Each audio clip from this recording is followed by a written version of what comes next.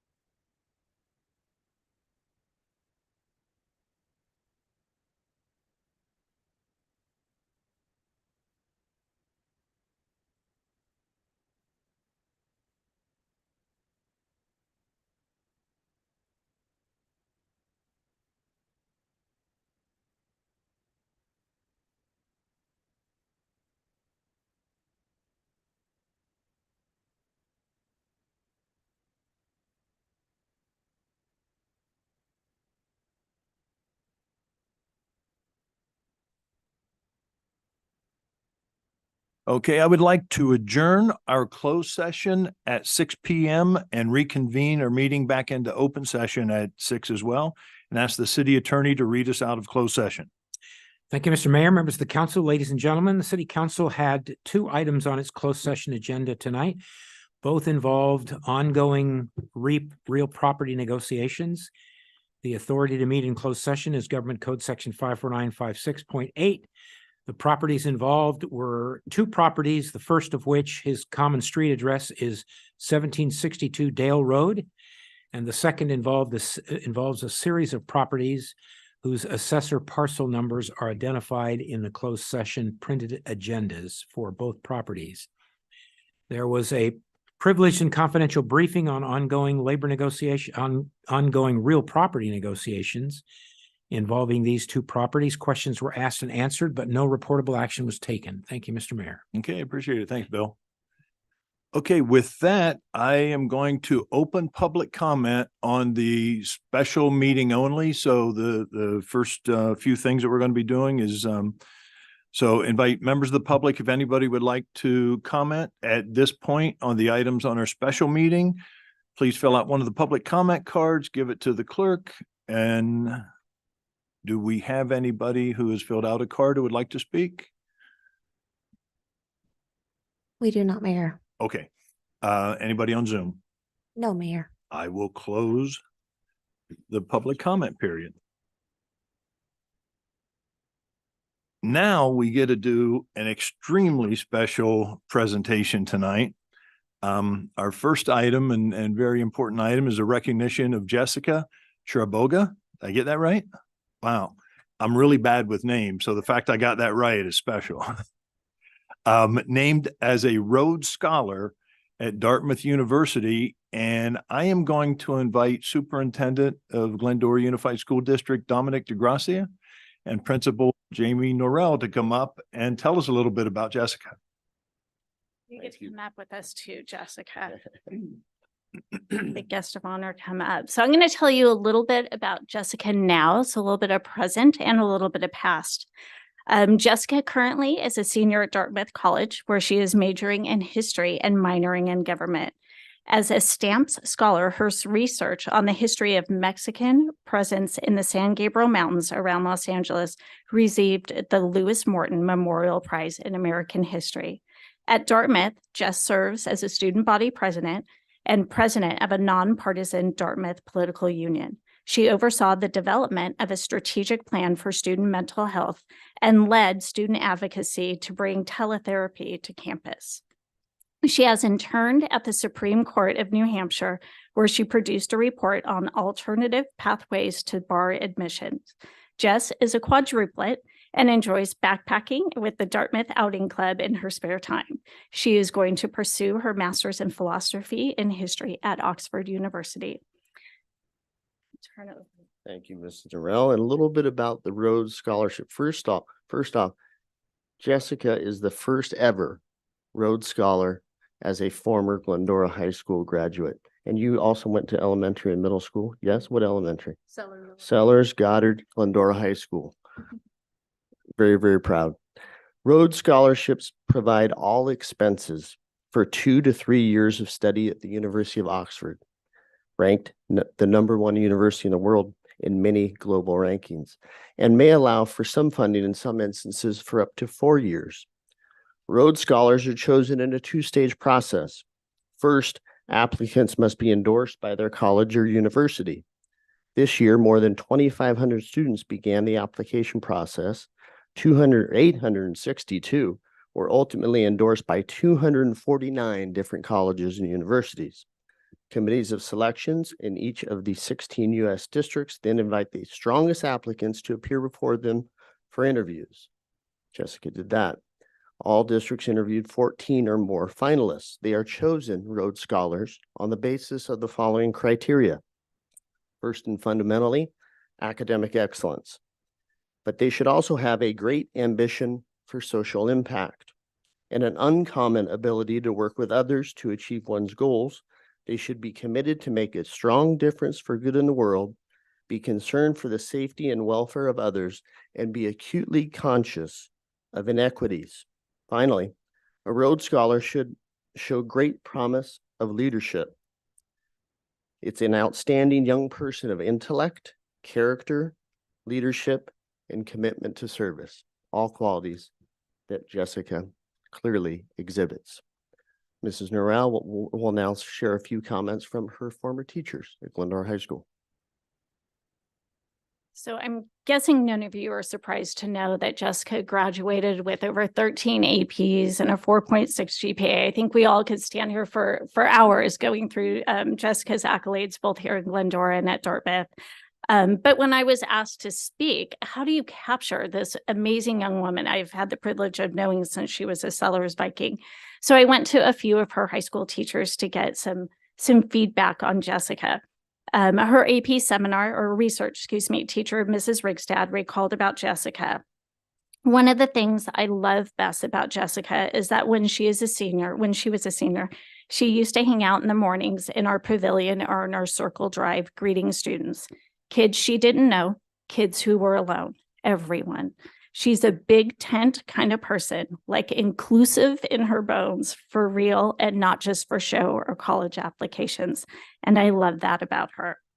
Mrs. Fallon, her AP literature teacher, recalled, when Jessica was going to open her email from Dartmouth, she invited some of her friends and teachers to join us in Miss Bell's classroom, and she opened it with everyone there. It was exciting to see her passion and excitement in that particular moment. Jessica was also just a true student, eager to learn in all situations. Finally, she's such a genuine person. She checks in on me a lot. She checks in with her friends. I've never doubted her love and care for the people around her. She has a true heart for others, and which is also clear in her work on mental health. Finally, Mrs. Bell shared a little bit of her letter of recommendation she wrote for Jessica. I have admired her from the start, and my admiration has only increased each year as her commitment to others cast a wider net. I will not be surprised, and this is something we heard from many people, to see her as a member of the Supreme Court someday.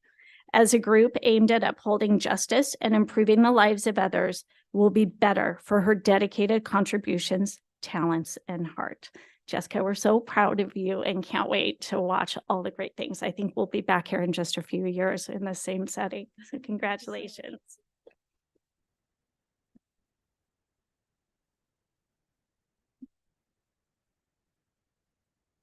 You know, Jessica, I have to tell you, before I had the brilliant idea of inviting these two to come and present to you, I did a little bit of homework. You know, there's this thing called Google that you can find some information about people. I desperately tried to summarize everything into one page and was unable to do it. And I expected you, when I read all of your accomplishments and saw everything that you have been able to do, I expected you to walk through the door and be 72 years old and about 10 feet tall. Okay. But it is such, you make the entire community extremely proud, and not only your intelligence. And I have to read one quote that one of your professors made at Dartmouth. He goes, I've known brilliant students in my 3 decades as a professor, but none who exhibited the capacity to do original work at such an early stage in her education as Jess Chirboga. It was Matthew Garcia. The Ralph and Richard Lazarus Professor of History, Latin America, Latino, Caribbean Studies, and Human Relations. He goes on to say, her intellectual curiosity is without peer, and her joy for research is endless. She deserves this honor more than anybody I have known, and that speaks very highly coming from a professor that's been at Dartmouth for 30 years. So anyway, all I can say to you is that we're extremely proud. We just can't wait to see what doors open for you. I also qualify for Oxford University. I have the talent of being able to speak English. Okay, so that's about the only thing that I have in common with anybody at that university. But I'm going to ask you to step up here so that we can make a presentation to you and we can get some pictures.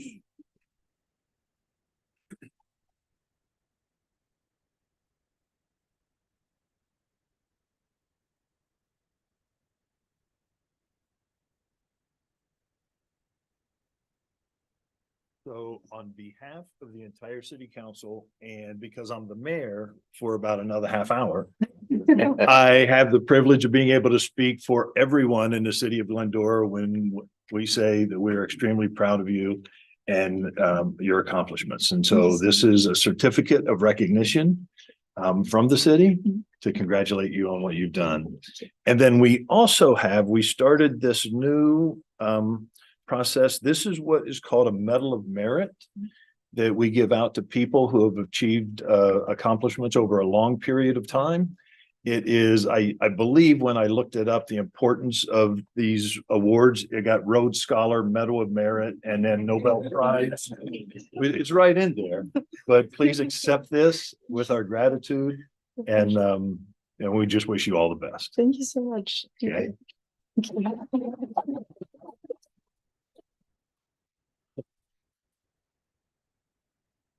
Ready? 1, 2, go. You graduated. You were doing that there. Thank you. Now, Jessica, one more. Maybe I'll get it.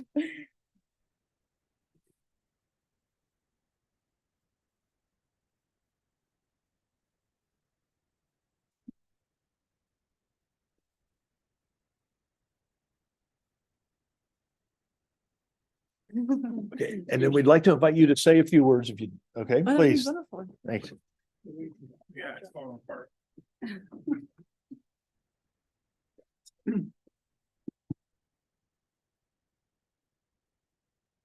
Well, thank you so much. It's truly been such an honor to come here and to go to the GUSD district meeting yesterday and just to really reflect on what's been a wonderful childhood here in Glendora and just a privilege to grow up in this area and learn from such amazing educators to come to school board meetings, to come to a couple city council meetings as I was growing up and you know see what it meant to be a leader and the impact that I could have on other people. So a big part of my application was actually talking about the San Gabriel Mountains because that was part of my research, but a large part of it was also connecting it back to the lessons that I learned in Glendora, from the good and the bad, the friendships that I made, the educators who really made it such a huge impact on me and the lessons they taught me.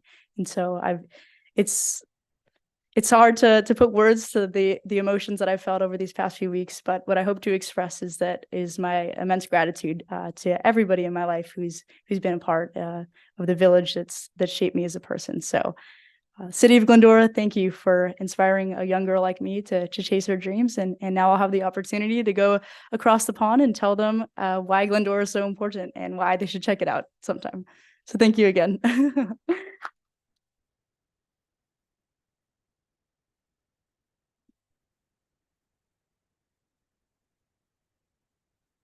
Okay. Well, we're not going to top that this evening or this year. Next item we have on our agenda is consideration of a resolution appointing a new city attorney and assistant city attorney. And I invite City Attorney William Winder. You're going to report on it?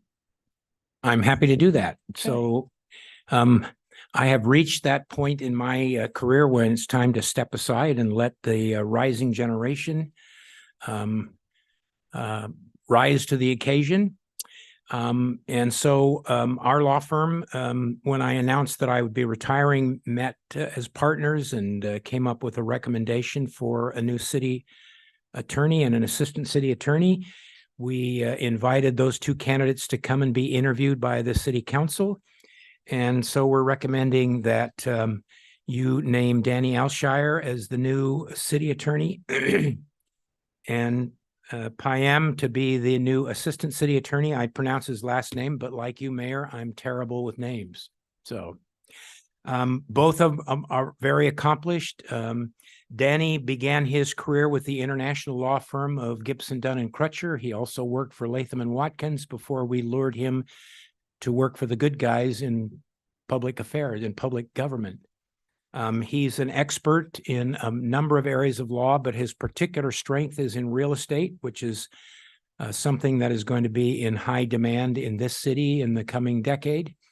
I have total confidence in his ability to assume this new role, and I would recommend that the city council adopt the resolution making that appointment. And with that, I'll be pleased to answer questions. Okay, appreciate it, Bill.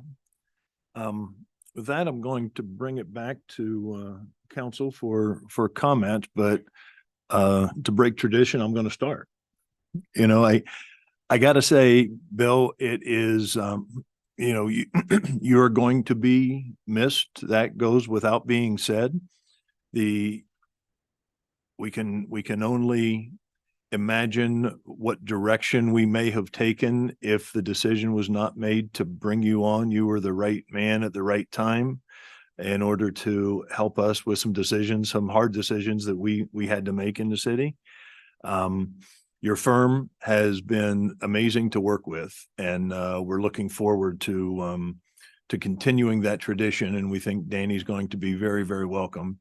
We will be looking at some very young faces on that side of the dais from now on, but not enough can be said is as to what you brought to the city. And so many residents of the city of Glendora may not understand what you've been able to do to us, but it's important that the entire community understands that we had somebody come on board at a time that it was needed and has done an amazing job for us. So we definitely will miss you. Wendell, you want to go? Well, I was the guy that hired you, or at least led that search.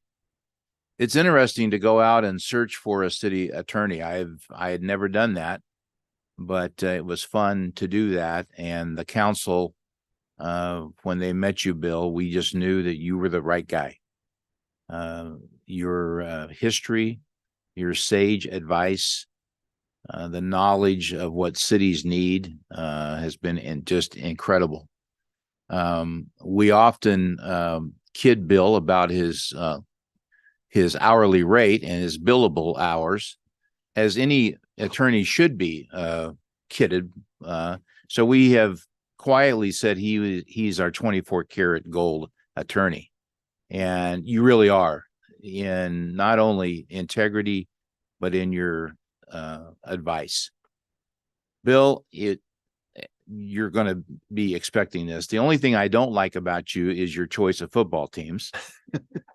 I don't know what a Ute is. I will never know what a Ute is, but he is a Utah fan, and his team consistently beats my team, which, I don't like. But other than that, thank you, Bill, for your incredible work and stepping in at a very significant point in our lives and in the change that we had made. We are going to miss you.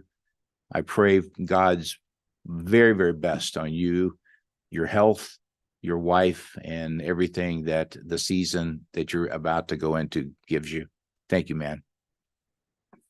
Karen. Well, I think your football team is fine. No, but thank you for your leadership. Thank you for your commitment to not only serving the city of Glendora and giving sage wisdom and advice to the city council, but also you've been very supportive of the community. You've been at community events. Your firm has been a donor to various community events. So you have fully engaged. You've made that trek from your home up here to attend events and be part of that. So you have been a supporter and a guide to us. And we thank you for that and wish you the best on this next chapter and hope to see you still come to some of our events and visit. Michael? Bill, you get chided a lot as being that 24 karat attorney, as was said by Mendel, but in my book, you're platinum. You came in at a rough time.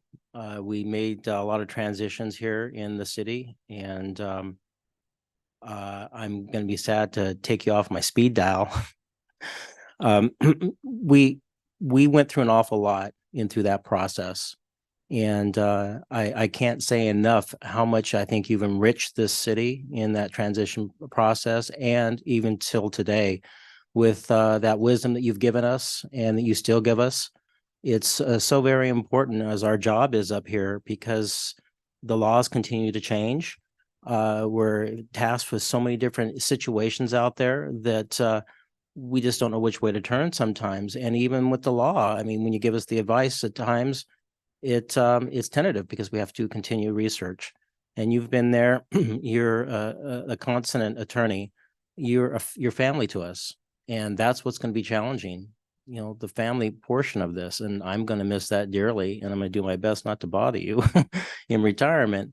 But you deserve it. You've put your days in, and it's incredibly important to me. And I feel like a family member of mine is going off and doing something else. So thank you so very much, Bill. It's you mean an awful lot to me, and I'm sure the rest of the council in the city. So thank you. Happy retirement. David? Mr. Winder, thank you so much for the sage advice. You've rewritten a book in many people's minds of what attorneys are, because you are a good person.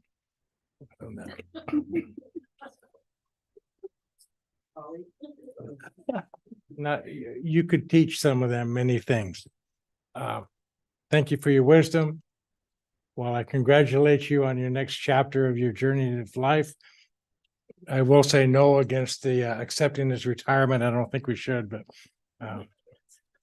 thank you for your service and thank you for being the consummate gentleman. Okay, I'll get to you in just a second. So we were looking for a motion at this point to release Bill into the custody of his wife. So Mayor, I have, We have a motion by Karen and a second by David Friedenau. If everyone would please vote.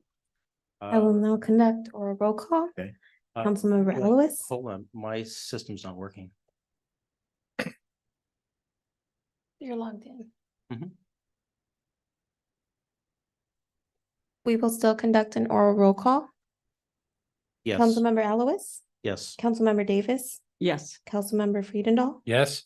Mayor Pro Tem Thompson. Yes. Mayor Boyer. Yes. Motion carries 5-0.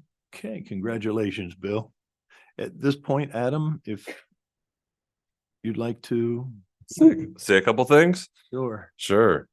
So thank you, Bill, very much. You and I started about the same time, I think about 3 months apart, and Bill taught a first-time city manager a couple of new tricks, which is, sure, we can take that on, not a problem. You can do whatever you want. And that's the billable hour trick. No, I'm just kidding. So no, Bill has been amazing. Probably second to the councilman's phone calls or mine. And Bill, we would joke internally, forgot more about law than most attorneys know. And there hasn't been anything that Bill hasn't seen before, had experience in, and very carefully guided a changing executive team in the right direction. And so if Bill didn't know the answer, someone at his firm did, or someone Bill knew, and we will miss that a lot. We'll miss being able just to shoot Bill a text or call him and know that we were going to get the right answer off the, right off the bat. So Bill, we appreciate it. Thank you very much. And I think this picture here in the middle is when we were in the Bidwell. Is that right? So Bill laughed at me. This is when we had a pretty large public gathering and I had to walk around with a microphone and take public comment. And Bill kept on joking with me if someone was going to arm wrestle me for control of the microphone, and a couple people tried, and Bill just laughed and shook his head up there the whole time. So it's one of my fondest memories of you just watching me walk around and make sure I was okay. So sincere appreciation, Bill, from the staff perspective. You've been amazing to work with, and we will miss you a lot. Bill, would you like to say a few words? I would love to. So first of all, I'd like to say finishing my career in this amazing town has been just an incredible experience. I've had a chance to work with all four of you as mayors. Councilmember Friedendahl came on the council during the pandemic, during the lockdown, and usually we try to sit down with each new council member and talk about what their goals and aspirations are. And he and I were never able to do that during the pandemic, but he got up to speed in a hurry. The other thing that I have really appreciated about this council is that it's interested in working together and working with its staff. This is a council that actually thanks staff for their work, and you do it routinely. And to you, it's commonplace. I've been in other cities where it's let's catch staff doing something wrong so that we can look good up on the dais here. That's just not this city. And this city has been a remarkable community. I have thoroughly enjoyed becoming a part of this community and attending your events. Christmas in this town is like no other place. Your downtown is like no other place. It's just a beautiful, amazing town to work in. I think in the last 5 years, the most important hire decision you made is sitting right next to me, hiring Adam as your city manager. I've told Adam this privately. I've been through a lot over 40 years. I've been through a lot of city manager interviews. When he interviewed with you, he not only hit the ball out of the ballpark, he hit it into the parking lot. It may have been the best new job interview I have ever sat through in my entire legal career. And I've told you that a couple of times, and it's true. And with your concurrence, He's assembled a remarkable team of department heads, all of whom I thoroughly enjoy working with. They're all good people. They work together to try to make the city succeed. And what a fabulous way to enter your career in a community where people work together for the common good, where people listen to each other, where people kindly disagree with each other. So it has been a remarkable experience. I feel very privileged to have been here. My academic career is a little bit of the counter of Jessica's, because my folks weren't sure I was going to graduate from high school until the last week of school. But I made it, and I've been practicing law since 1978, and it's time to spend some time with Carol, who's in that picture. While I've been off making the world safe for democracy, she has raised 7 children, largely alone. They're scattered all over the country. We love them. We're now having grandchildren go to college. Just had a daughter who became a certified granddaughter, certified stenographer. So we need to spend, I owe her that time. I could not have done what I did without Carol. You know, I practice law for a living, but the priorities in my life are family and faith. And I have appreciated that Glendora has respected that and allowed me to do that as a part of my career. So I am grateful for the job that you hired me for, and appreciate the opportunity I've had to serve you, and wish Godspeed to all of you in this amazing community. Thank you.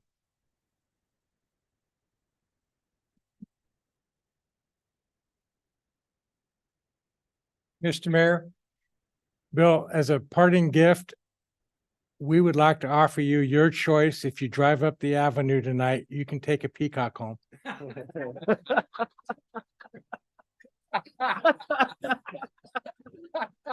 And also, I'm sure that Sam could help you out if you need to program your phone to block any numbers going forward, that Sam could help you with that. So. You know, I do have to share, you know, speaking about how amazing a community this is. One of Bill's comments that he would share with us quite often, because we have, you know, situations in which we don't always agree, and members of the community don't agree with decisions we make. And he made a comment that we have the most polite, angry people that he has ever worked with in his career. So it says a lot about the community. But Bill, if you would like to come up here, we want to present you with our traditional official City of Glendora hot plate.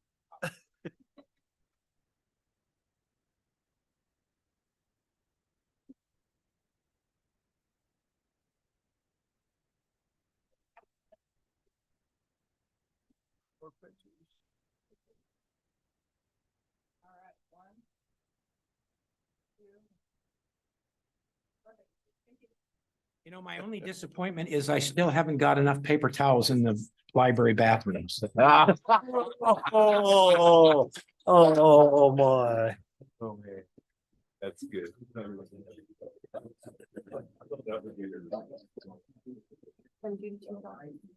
Oh, that's right. Oh, don't go anywhere, Bill. Don't go anywhere.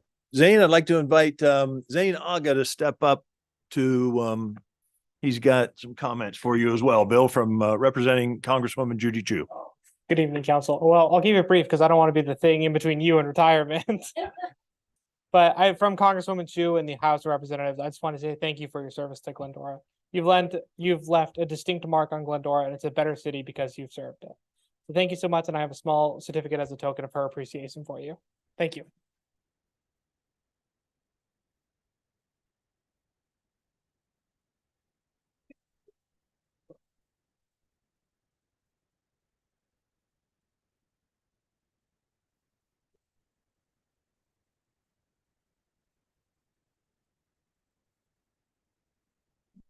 But you're not going anywhere, and you're staying with us tonight. Okay, here we go. Next item, my favorite item on the agenda tonight. Item number 5, the Glendora City Council reorganization. And at this point, I'd like to turn the meeting over to City Clerk Kathleen Sussman. Thank you, Mayor Boyer. At this time, I'd like to declare the office of mayor and mayor pro tem vacant and request nominations for the order of mayor. Are there any nominations? I nominate Mendel Thompson for mayor. Mendel Thompson has been nominated for mayor. Are there any other nominations? Okay, seeing none, I'd like to declare Mendel Thompson mayor for the 2024 season and invite him to take over for the selection of mayor pro tem.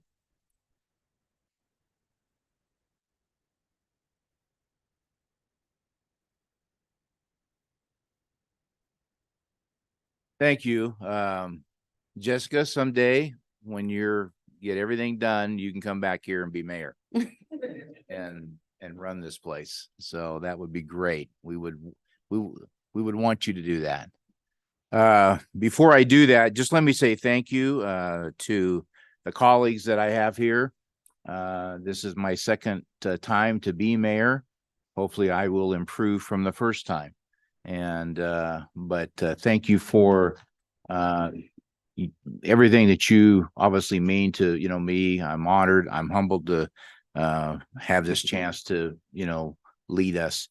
I also want to say thank you to my wife and kids and grandkids. The sacrifice is huge for them, but thank you for allowing me to do this. I also want to say thank you to the 52,000 folks that we will have the chance to lead. It's a enormous task, but the city's strong and we are up for it. So I want to say thank you to each one of them. Thank you to the amazing staff. Most of them, the top echelon staff, are sitting back there. And I just want to say thank you. You guys make our job an easy job. And the city's in great shape because of all of the hard work that you have done. So I just want to say thank you to each one of you. It's going to be great to be able to work with each of you. So thank you. And I appreciate the honor to be able to do this. And with that, I will get back to my script because the city clerk has given me the evil eye to get on script. So let me then move into the nominations for mayor pro tem. And I would like to entertain that, please. Okay, I would like to nominate David Friedenau as mayor pro tem. All right, thank you. Are there other names? Hearing none, then I will authorize and affirm that David is now our mayor pro tem. Welcome, David.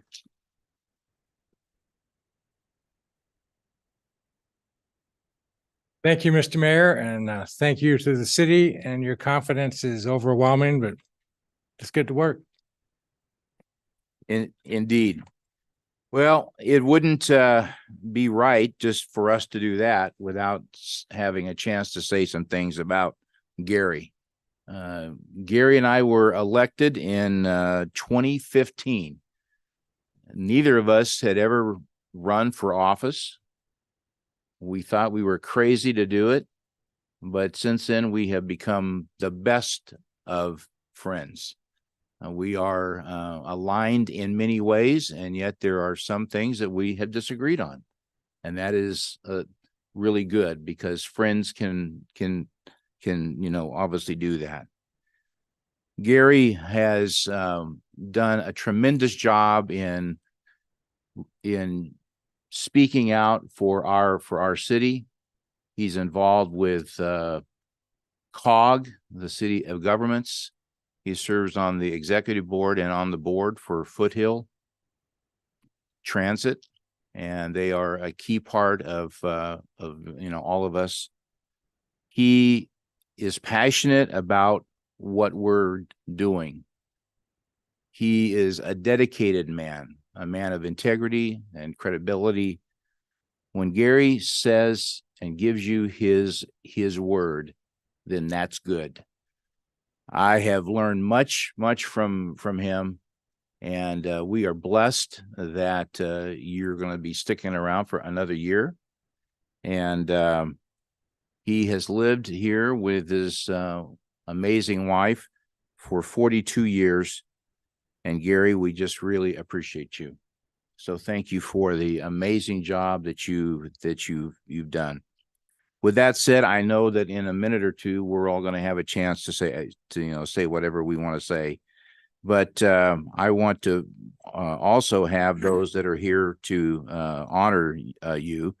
Zane, we'll start with you. If you want to come up and representing Judy Chu, our one of the congressmen. We actually have two within our midst, but you're here for Mrs. Chu. Indeed, Glendora is blessed to have two great representatives. That's right. Thank you, council members. Mayor Boyer, every single month is marked by your smiling face at the Glendora GCC meetings.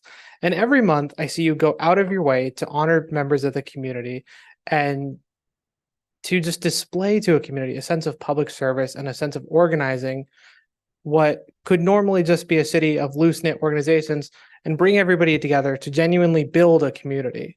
That type of work is often goes overlooked and unappreciated, but I just want you to know that it means so much to members of the community, and you make this town something where everybody can call home and feel welcome.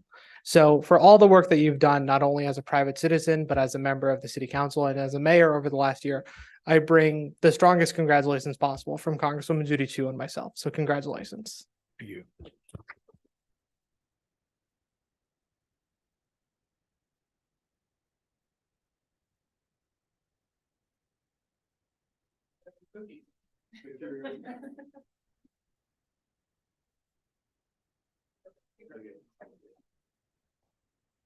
And coming up next is Marco, representing State Senator Portantino. Marco, welcome. Thanks, Mendel. And, first, I just want to congratulate you on being the next mayor and David on being the mayor pro tem. And Gary, ever since I started working for Senator Portantino nearly 7 years ago, you've always been super welcoming and kind and really keeping me in the loop on what's going on in Glendora and really providing your feedback on what we're doing at the state. And so the senator really appreciates his friendship with you over the years. And, we just really want to congratulate you and thank you for everything that you've done for the city of Glendora and its residents. So congratulations and thank you very much on behalf of Senator Portantino.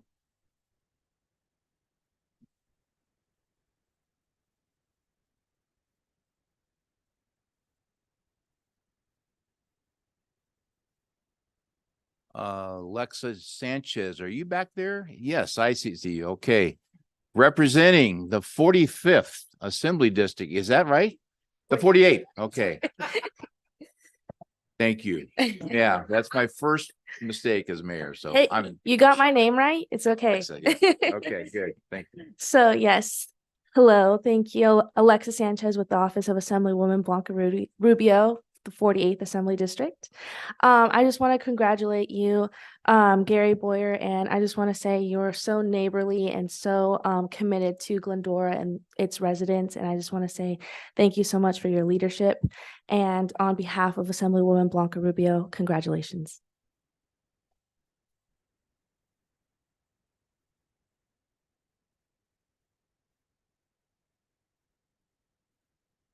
Alexa, thank you. And Tiffany Tran, are you here for?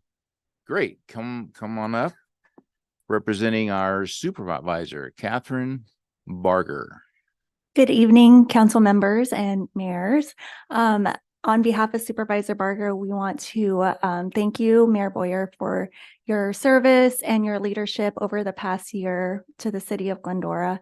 Your involvement in both the local community organizations and the regional committees and boards that you serve on just shows your dedication to not only the city of Glendora, but to the surrounding area. So thank you so much. And to Mayor Thompson, we are looking forward to working with you as well. So thank you so much.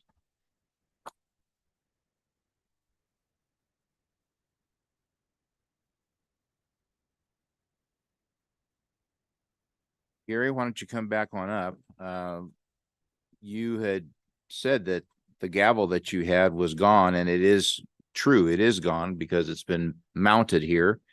So you've used your knuckles a couple times, and that's never a good thing. But Gary, we just want to say thank you once again for the amazing job that you've done. People don't know literally the hundreds of hours that a mayor puts in.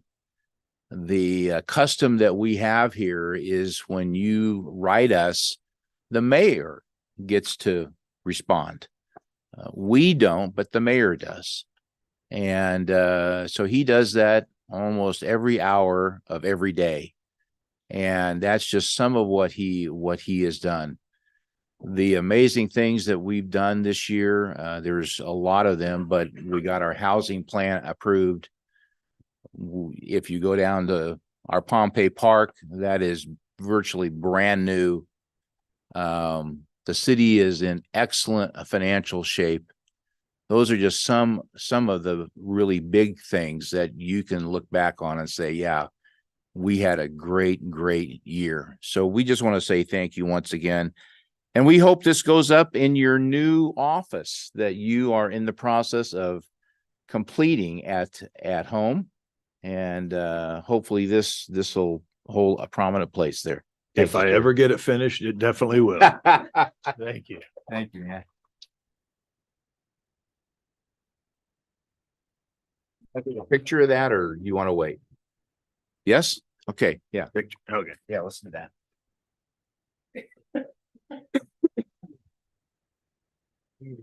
That's why I dressed up tonight, for the pictures. Yeah, so we have to make sure.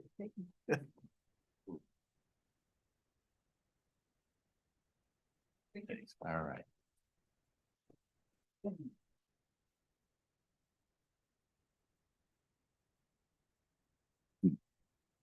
So with that said, we're going to have a chance to express thanks, and then we're going to give you your last word. So, Michael, any thoughts? So Gary, how was the second time around? Oh, it was a little bit different than the first time. I'll speak to that in a minute. So all of you that you know Gary, but Gary and I are good friends for quite some time before we even came on council. Gary 2015 and me 2017. We have a strong passion for this city, and Gary lives it. Gary is you live and breathe this city. You've left your indelible mark on this city. I'm so proud and happy to have you as my friend and as a past council member and a mayor. Our city has just has blossomed with your leadership, not just in the last year with your mayorship or the last mayorship, but through your whole tenure on city council. I am just over the top excited. As Mendel mentioned, there's times when you don't agree, and we've had some pretty strong disagreements. But with the testament for those strong disagreements, we're still friends. And that is something that you learn up here. It's not something that you can do. It's like you explain to somebody what it's like to have a child, you can't explain, or what it's like to have a grandchild, you can't explain it. But when you have these strong disagreements and you still are able to call that person up, see how you're doing, and working through it and going on to the next, is a testament of how we all get along up here and how we all make this city work. We just did a review for our city manager, and he got a very high score. And the gentleman who did that said that it is obvious that we have a very strong council and we all get along and work together, because that's usually the testament of having such a good score. And under that last one was Mayor Gary Boyer. He was the one, drove this. He's quiet, and sometimes he's really passionate. He doesn't let anything go, though. He keeps it in his teeth, and he keeps driving forward. And that is what a leadership is. And he does it with grace and kindness, and a true friend. So Gary, I cannot find the words of our friendship and what you've done on a professional basis, and still doing your other work as well as your outside stuff that you've been doing. I hope we always remain friends. Thank you, Michael. Michael, thank you. David, please. You know, Gary, you've followed a tradition of great leadership and raised that bar. Someday, if I ever get there, I hope I meet that standard because it's pretty high right now. I get asked often, do I enjoy this? Now you say mostly. But looking back at the city many a generation ago, it wasn't this way. So this group's leadership and the ability to work together is remarkable, and the staff is remarkable. That, you know, your guidance and support of them is never wavering. So thank you for that guidance and that leadership and the tutorials. Look forward to finishing out your career with you. Thank you. David, thank you. Karen? Thank you for your leadership and the fact that you are very caring and considerate of everyone. Just as your mayor tile this year symbolized that inclusiveness, you have worked to try to make the table big enough for everyone, and that has been tremendous. And the sincere care and concern that you show to people within the city council and city hall, as well as the residents throughout the community. Thank you for that example, and thank you for your leadership. Thank you, Karen. Thank you, Karen. And I failed to mention that we have a certificate here from Grace Napolitano. She's our second member of Congress. Grace has been around a long time, and I know that you and she work well. So speaking for her, I just want you to know that she would say thank you for the tremendous work that you have done, and keep it up. So thank you. And this is from Grace. Thank you. Picture. There you go.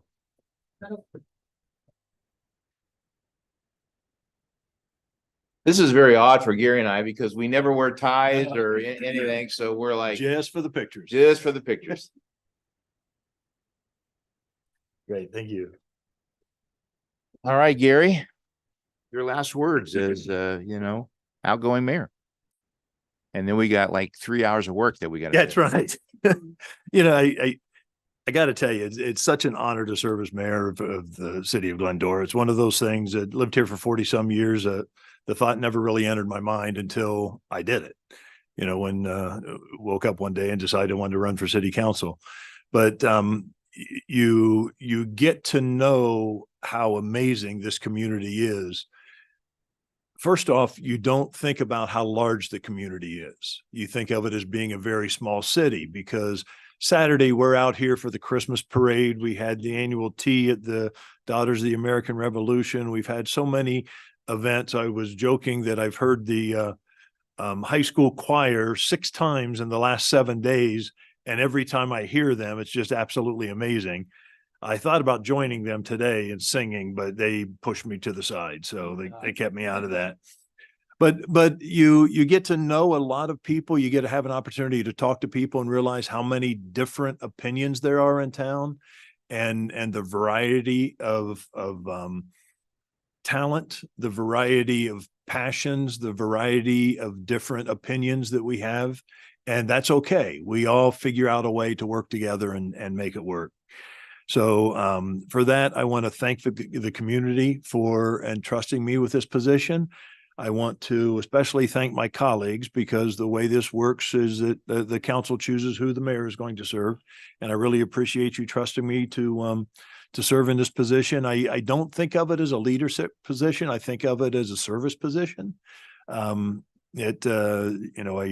believe that our job is to be the liaison between the residents of the city and the city government, the county, the state. So I just really appreciate your trust in me. You mentioned the comment about this is my second time to be able to serve as mayor. And the first time around was a little bit different. There was a lot of things going on, some good, some not so good.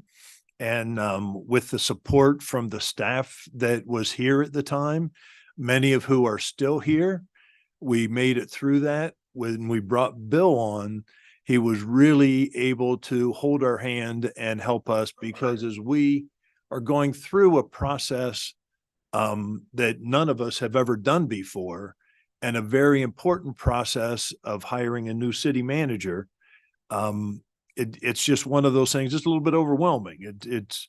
It's sort of like being given a job you have no experience in, and you're having to make a very, very important decision for 50,000 people. So we, again, appreciate that leadership and the support that we got from the staff, from our colleagues, to get us through that. This year as mayor, honestly, has been a breeze. It has been so much different than the first time around. And the reason for that is Adam Raymond. We took a chance on a young man to come in. He had never been a city manager before, and he came in and took the reins of the city and has pointed us in the right direction. And as we step up and sometimes give you some heartburn, you will try to figure out how to navigate through that for us. But your ability to bring the entire community together and bring our city staff together. And we just had an employee recognition luncheon a couple of weeks ago. And I got to tell you, being at that luncheon was amazing to see the smiles on the faces, hear the laughter in the room from a lot of people that work here at the city that did not feel that way a few years ago. And Adam, you and your team has made this job very, very easy. And I thank you very much for that. You don't do this when you go into something like this. It takes a lot of time away from your family. And you look back at the things that you missed, the family time that you didn't have the opportunity to be at ball games or dance recitals or birthday parties. And you can't do that without the support of your family. So my family was always there behind me. Sometimes very opinionated about things that we did, but that was very important conversations that we had. So for the community, you got the benefit of having at least two opinions every time we talked about things instead of just one. So, but we look back at our accomplishments that happened the year that you're mayor, and to continue with the theme of putting things in perspective, I want to share my three most important accomplishments this year as mayor. Is that my grandson Derek taught me how to play Pokemon Go. And him and I and my wife Kathy have been driving all over the place chasing these little cartoon characters and trying to catch them. And it's just been amazing to see the amount of fun that we have had with him being able to do that. My granddaughter Tessa started driving this year. So I had the privilege of being able to begin to teach her how to drive. And she actually likes driving with grandpa. It's a little bit easier than driving with her dad and other members of the family. Have a lot more patience. But, and then my third biggest accomplishment, my grandson Jacob became a pilot. And we had the opportunity a few weeks ago where he got me in a little two-seater plane and we flew to Camarillo, had lunch, and turned around and flew back. And for those of you that know me, I am petrified to fly. But when your grandson's at the helm, you're going to put your faith in his hands. And he did an amazing job. But what was so amazing about it was a lot of times my eyes were closed because I couldn't look out the windows. But I would have to open because I would hear my grandson, "Oh, Papa, look down there. There's the Rose Bowl." And he's talking to me like that 5-year-old boy that I remember. And the next time I hear this man talking, "Hey, this is Bravo 1846 coming into this, and we're going," and he's communicating with people on the ground. And I'm going, wow, okay, it's pretty impressive to see people do that. So anyway, again, thank you all very much. It's been a great year, and I am looking forward to another great year under you and David's leadership. So thank you.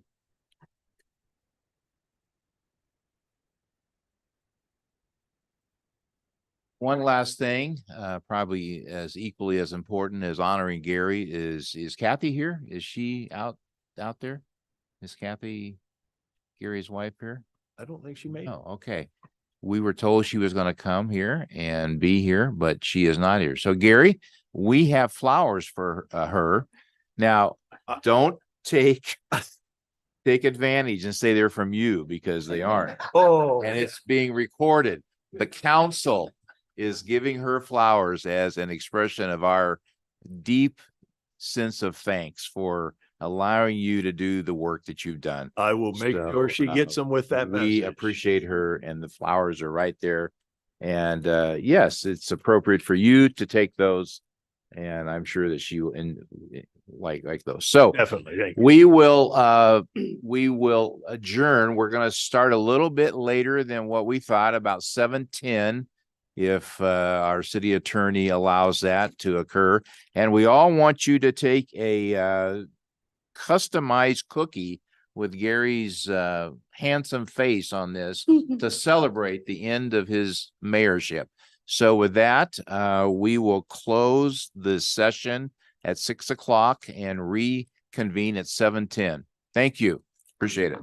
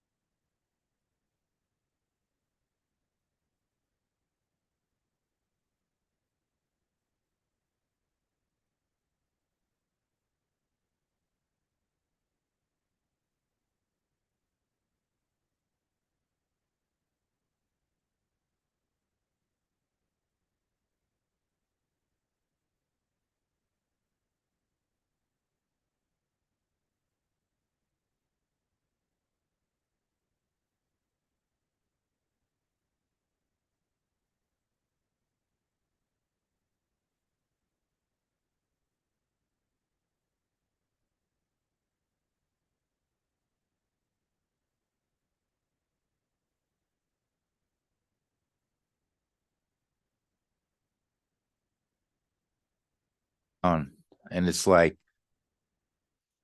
quiet just comes.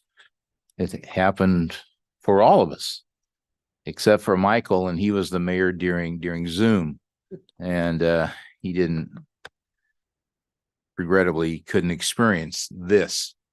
So anyway, if you don't mind, I said 7:10, but seriously, we do have a lot of business that we got to do today, or tonight. So if you don't mind us starting at 7:06, Adam, is that legal? And Bill, are we legal? I don't want to have said something and then create problems. So, okay, let me change agendas here and call to order the Glendora City Council on December 12th at 7:08. Everybody is here that should be present and accounted for. As most of you know, we welcome you to be here, but we also welcome those by Zoom. And so we want to make sure that everybody can be a part of things. And so welcome to each and every one, whether you're here or whether you're on Zoom. We would like to make sure that all phones, devices are turned off. And so if you could do that, and appreciate that. And if you're here to speak, we do appreciate that. And we want to encourage you to be as respectful as, you would want to be. So with that, I am very pleased to have a good friend of mine who's the associate pastor at Glenkirk, Kate Wallace Nunley, I think, if I said that right. And if not, you are so free to correct me. She's going to lead us in our pledge. And then the pastor from Faith Church, Kelly Dupay, is here to pray. And what a wonderful time to have that prayer, knowing that the holidays are all here. So if you could stand, please stand, and then Kate will share. I pledge allegiance to the flag of the United States of America and to the republic for which it stands, one nation, under God, indivisible, with liberty and justice for all. Pastor? Let's pray. Heavenly Father, we just thank you so much tonight for the blessing of living and working in the great city of Glendora. Heavenly Father, we thank you for your presence here in this room, and Lord, that your work is going to be done here in our community. Father, we ask that you would bless our council, and Lord, give them wisdom in the deliberations and in the decisions that they're going to make tonight. Lord, of course, we recognize that this special season that we're in of hope and joy and love is all because of what you've done for us. So Lord, tonight we acknowledge your presence and your love. We thank you, God, for what you're doing in our community and what you're going to do in this meeting tonight. And Lord, tonight we also ask your blessing upon everyone that's out on the street serving, driving around in a patrol car, or maybe sitting at a fire station, waiting to respond to help those who are in need. Lord, we lift up our first responders and ask you to bless them, protect them, and use them, Lord, to do your work as well in our community. So thank you, God, for what you're going to do this evening, and your blessing upon our city and upon this meeting. In Jesus' name we pray. Amen. Amen.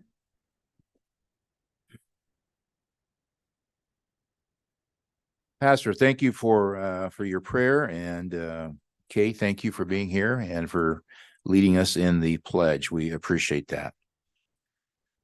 Okay. Does anybody wish to reorder the agenda? You all good? Does anybody wish to shorten it? That's not a part of the script. It was just a lame joke, but yes. Okay. Right now, we will go into public comment period.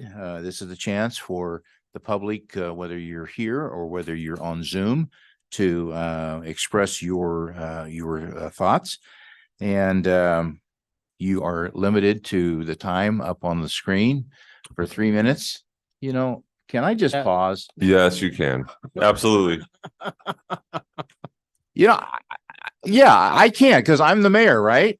What I just said, I'm just the mayor. So the former mayor's wife just slipped in. Nobody saw her. But Kathy, we thank you for allowing you to lend Gary to us for this past year. We know that it was a sacrifice, and we know it impeded your plans and your time and the energy that you both share for, what life is, especially in the season of life that we're all in.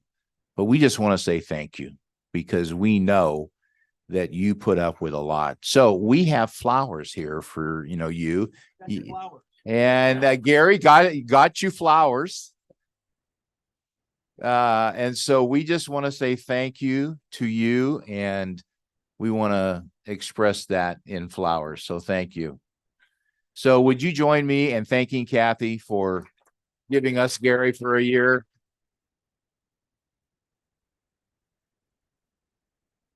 Thank you for coming and being able. Now you can leave if you want and take the flowers home and smell them and enjoy it and watch us on Channel 3. But if not, you are pleased to stay, and you can speak on homeless and all kinds of different things that we're going to talk about tonight. Thank you. All right. Thank you. Okay. All right, Bill, now that I've crossed and violated every conceivable code that you attorneys have for us, we're back to public comment. And I want to open that and invite any of you to fill out a yellow card from our city clerk and be a part of that, and be attentive to the time and direct the comments toward me. And then we will also go and see if anybody is on Zoom that wants to talk. But let's start right now with Paulette Linger and Julie Linger. So there's four names here. So Paulette Castle and Julie Linger. So you both are going to present. There you go. Okay. Thank you. All right. The floor is yours. All right. Good evening, Mayor and council members. I'm Julie Linger from the police department, and this is Paulette Koss from our community emergency response team, also known as CERT. We're here tonight to talk about our upcoming CERT course that we're going to be offering at the beginning of the year. So first off, after a major disaster, fire, police department, and professional rescuers may not be available to assist those in needs immediately. So it is very important in these kind of situations, it's going to be neighbors helping neighbors, families assisting neighbors, coworkers helping each other until the professional responders can arrive. The most important thing we can do as community members is get trained or be trained to be prepared and to respond to emergencies in our communities, at work, or wherever we happen to be when a disaster occurs. CERT, CERT, we are putting on a course. We are putting on a course to help teach residents how to be prepared, because like I said, in that disaster, the biggest help the community members can be in a disaster is being prepared and being able to help their neighbors and their coworkers. Go ahead, Paulette. Okay, and I'm Paulette Koss. I'm a Glendora resident and also a CERT member. And we have one of our other CERT members here tonight as well. Would like to invite the citizens of Glendora to attend our basic CERT class that is starting on January 3rd through February 14th. During the course, they're going to learn things like basic fire suppression, basic first aid, search and rescue, and disaster preparedness. So they don't need any formal training to take the class. It's completely free, and there's no obligation to actually join the CERT team. We just want to have as many people prepared for disaster in Glendora as possible. So anybody who is interested, they can email Julie it's jlinger@glendorapd.org. All right, I remembered that. Very good. And we also have informational flyers in the front lobby. So we hope that a lot of Glendora residents will sign up. The more people we can get trained, the better. So, thank you. Great, thank you. Thank you to both of you. All right, next card is Erica Landman. Erica, welcome. Hi, I hope you enjoyed yourselves at the Glendora Christmas Parade. It was so nice to see you. So thank you. My name's Erica Landman, and I was just coming regarding a concern I have turning left at the left arrow from Gladstone and Shellman and into the shopping center, kind of on the like backside of Staples, over on Gladstone. I sat there one afternoon for about 6 green arrows to turn in, and it was backed up significantly. It took about, 20, 25 minutes to get into the center. So I was just curious if there's any way we could either have like a green, like an option to yield as well besides the green arrow, or perhaps do something with the timing, because it was kind of rough, but and then also it was a long time, primarily because it was, I consider, off peak time. It was about 3:15 p.m. on a weekday, so it gets really congested over there on weekends, especially during the holiday season. So thank you. Erica, thank you. We will respond to that once public comment is over.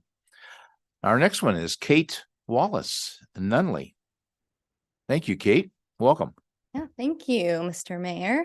As you said before, my name is Kate Wallace Nunley. I am a born and raised Glendoran, and I serve as the associate pastor at Glenkirk Church here in Glendora.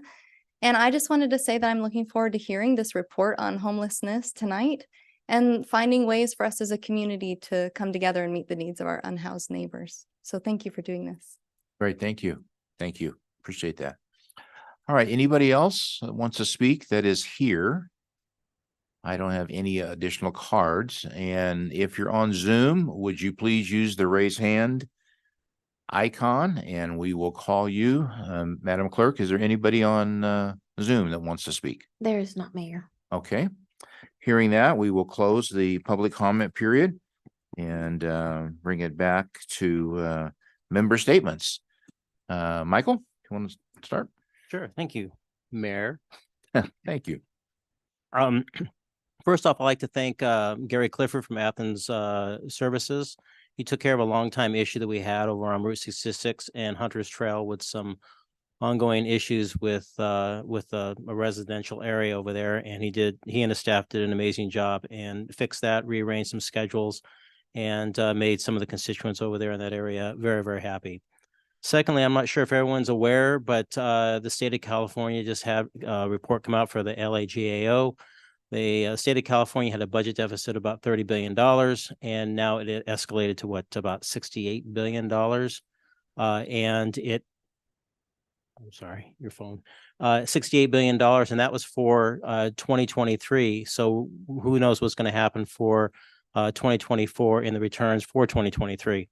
And so that's a big concern for all of us. And we're going to be looking forward to the governor's budget that's going to come out sometime in the end of January to see how it affects us. We know it's going to probably affect the school system because he already made the announcement that they're probably cutting some funds from that and possibly looking at other revenue streams, meaning taxes and fees.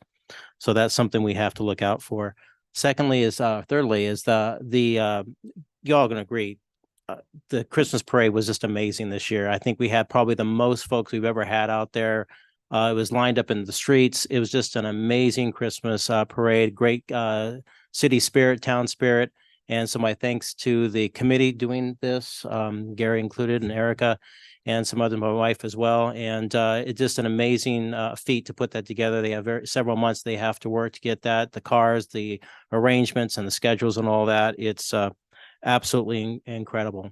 And lastly, I'd like to wish everyone a Merry Christmas and a happy, healthy, and safe New Year. Thank you.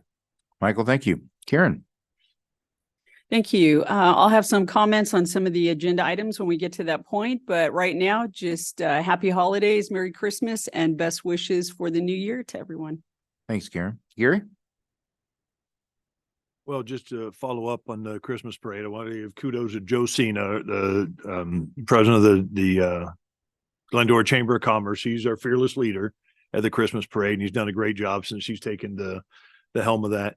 But Glendora at Christmas time is something special. We've since the last time we got together, we've had the holiday stroll, we've had so many different events and luncheons and dinner, and we had a senior luncheon today over at the Lefebvre Center to allow a lot of our seniors to come in. But just want to thank the community for everything that we do every year when it comes to the holidays, the toy drives, the food gathering, the multiple projects that this community comes together to make happen is always so special.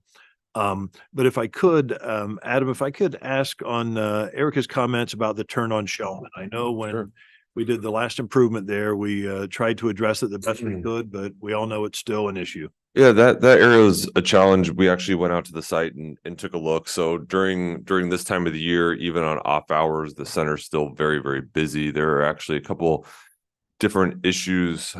First, the easterly part of that center was done by ballot initiative with many different owners, and an access behind Home Depot was never put in. That would have been able to relieve.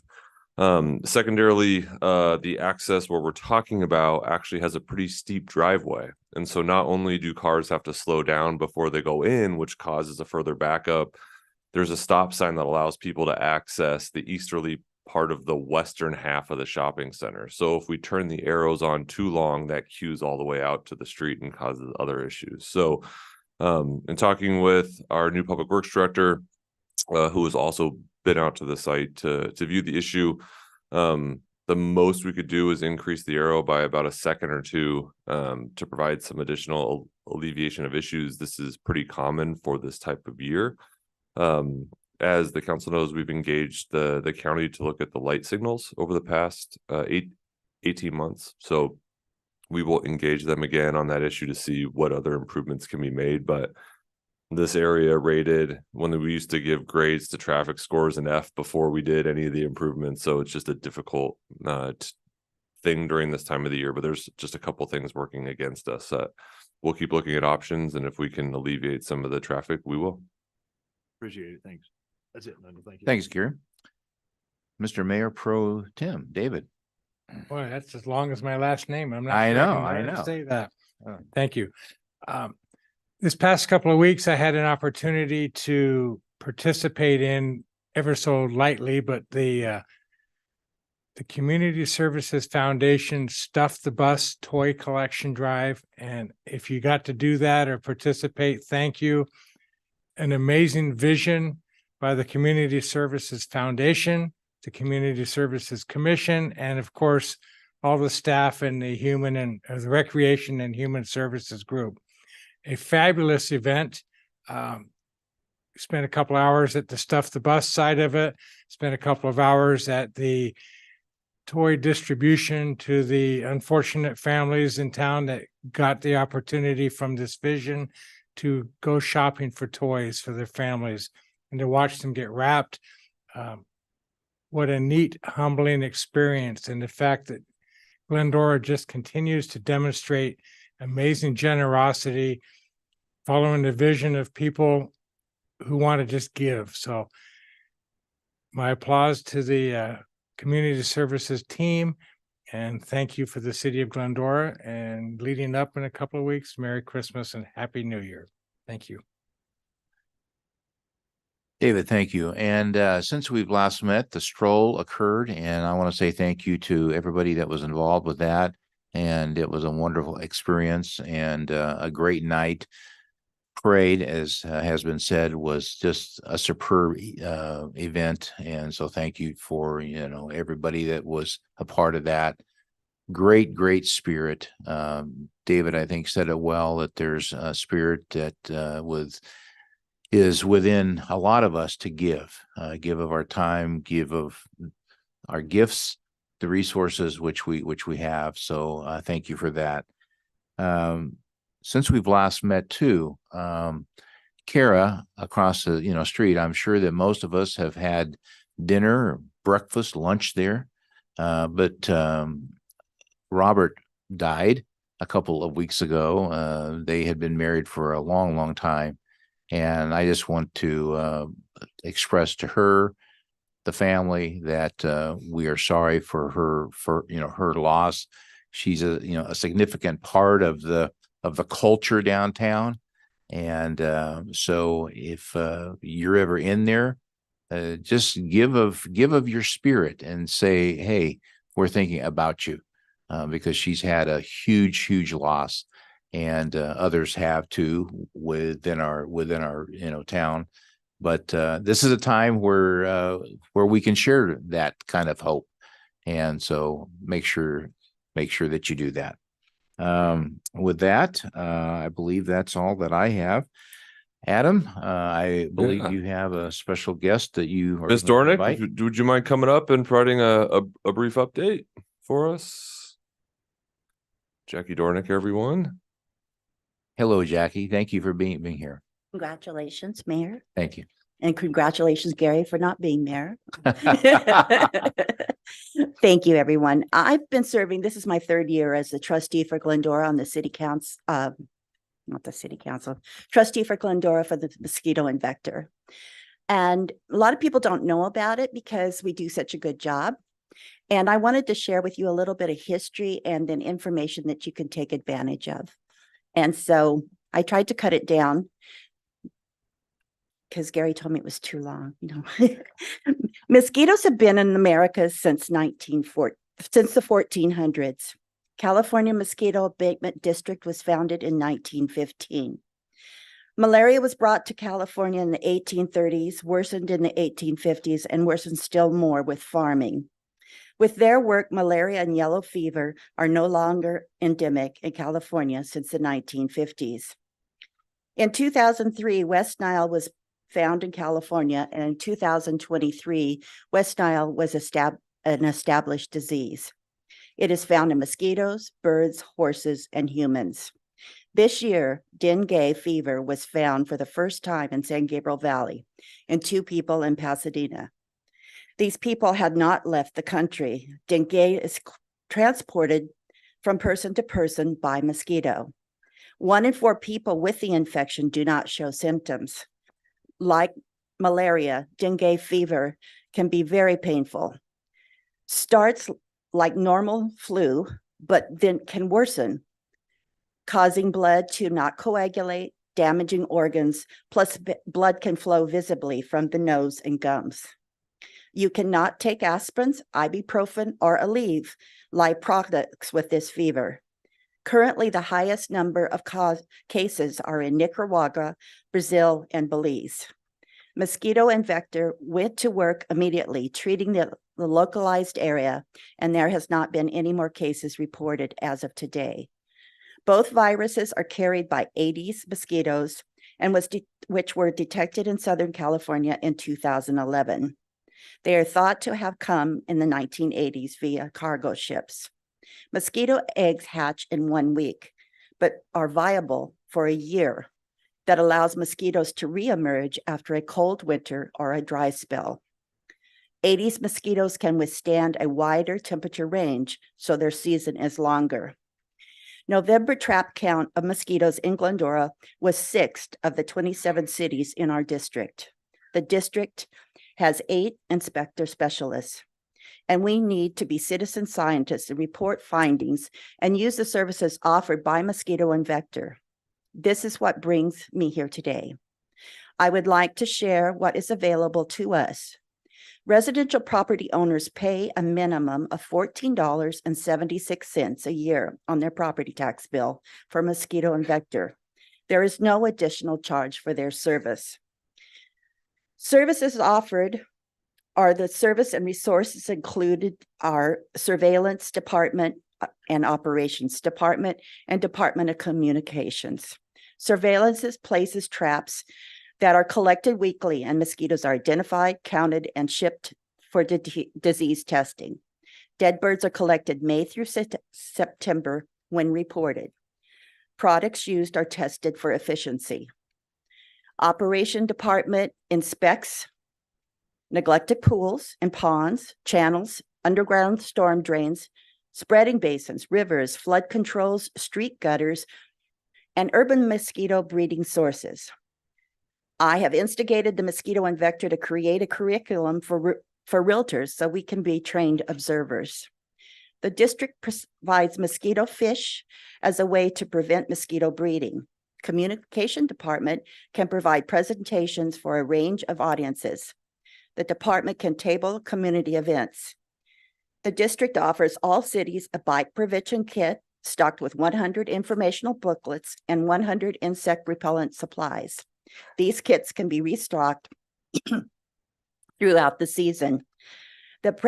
The education program is provided free and is a California aligned student science program to local schools K through 12. The community science program allows students to use the same tools vector specialists used to identify and find mosquito population. We encourage cities to share our social media content as well as use the toolkits we distribute throughout the year. Last but not least, we develop a seasonal newsletter that you can include in your publications. Please remember to dump all standing water, and thank you for your time. Jackie, thank you. Questions of Jackie while she's here? Gary? Actually, I do have a question. So I want to ask, so if somebody has an exceptional problem, should they request these types of traps to be set, or is it just in general in order to help study what's going on in the region? Well, if you have a problem at your house, you call and a surveillance team, a surveillance member will come out and look at your circumstances and give you advice. They don't always recommend a trap, but you can request it at that time. And then the big question that probably everybody in the room has this last summer, we all had those little tiny black mosquitoes biting us in the ankles all summer long. Is that something unusual, or do we have any information on those? Well, those aren't mosquitoes. They're black flies. They're a gnat type. And at this time, they are not known to transmit any disease. And so there isn't any treatment for those. So it's just a nuisance. Yes. Oh, okay. Thank you. Anything else? No?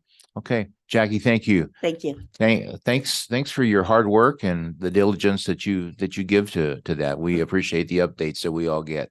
So thank you. Adam, anything else? No, thank you. Bill, this is your last chance to report anything. I'm just looking forward to picking up my peacock on the way home tonight. Well, we appreciate that. And I hope that you got a cookie in remembrance of the great year the mayor has had. All right.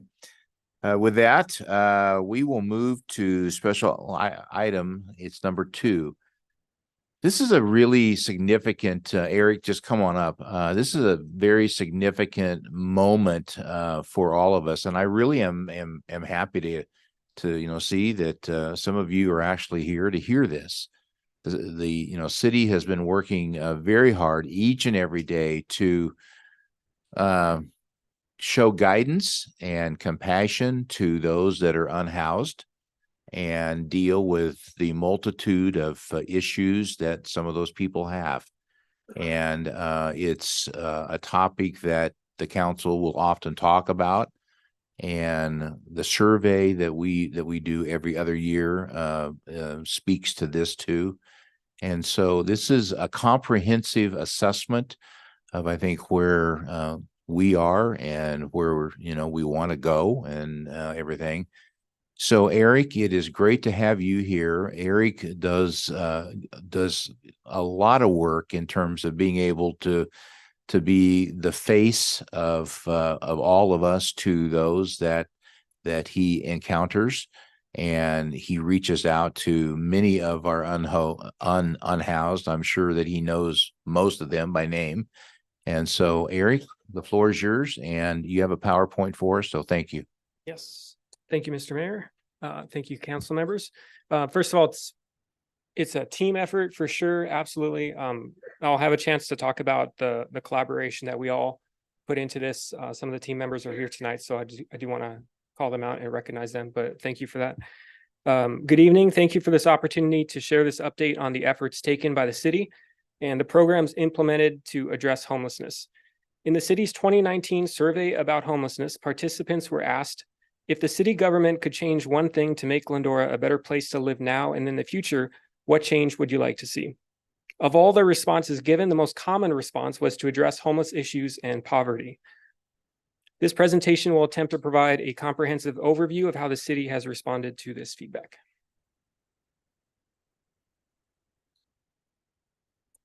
The annual Los Angeles Homeless Service Authority, or LAHSA, homeless count was held this year on January 24th in Glendora. The count fulfills a mandate of the U.S. Department of Housing and Urban Development, and results are used by policymakers, advocates, and service providers to implement solutions to address homelessness. This data is also important in determining the amount of federal funding received for homeless programs. LAHSA estimated 70 unsheltered individuals in Glendora this year in January, which is a 16.7% decrease from last year's count. Countywide, however, homelessness has increased by 9% from 2022, which is consistent with many other Southern California counties. San Bernardino, for example, increased by 26%, Riverside 12%, San Diego 22%, and Ventura 9%.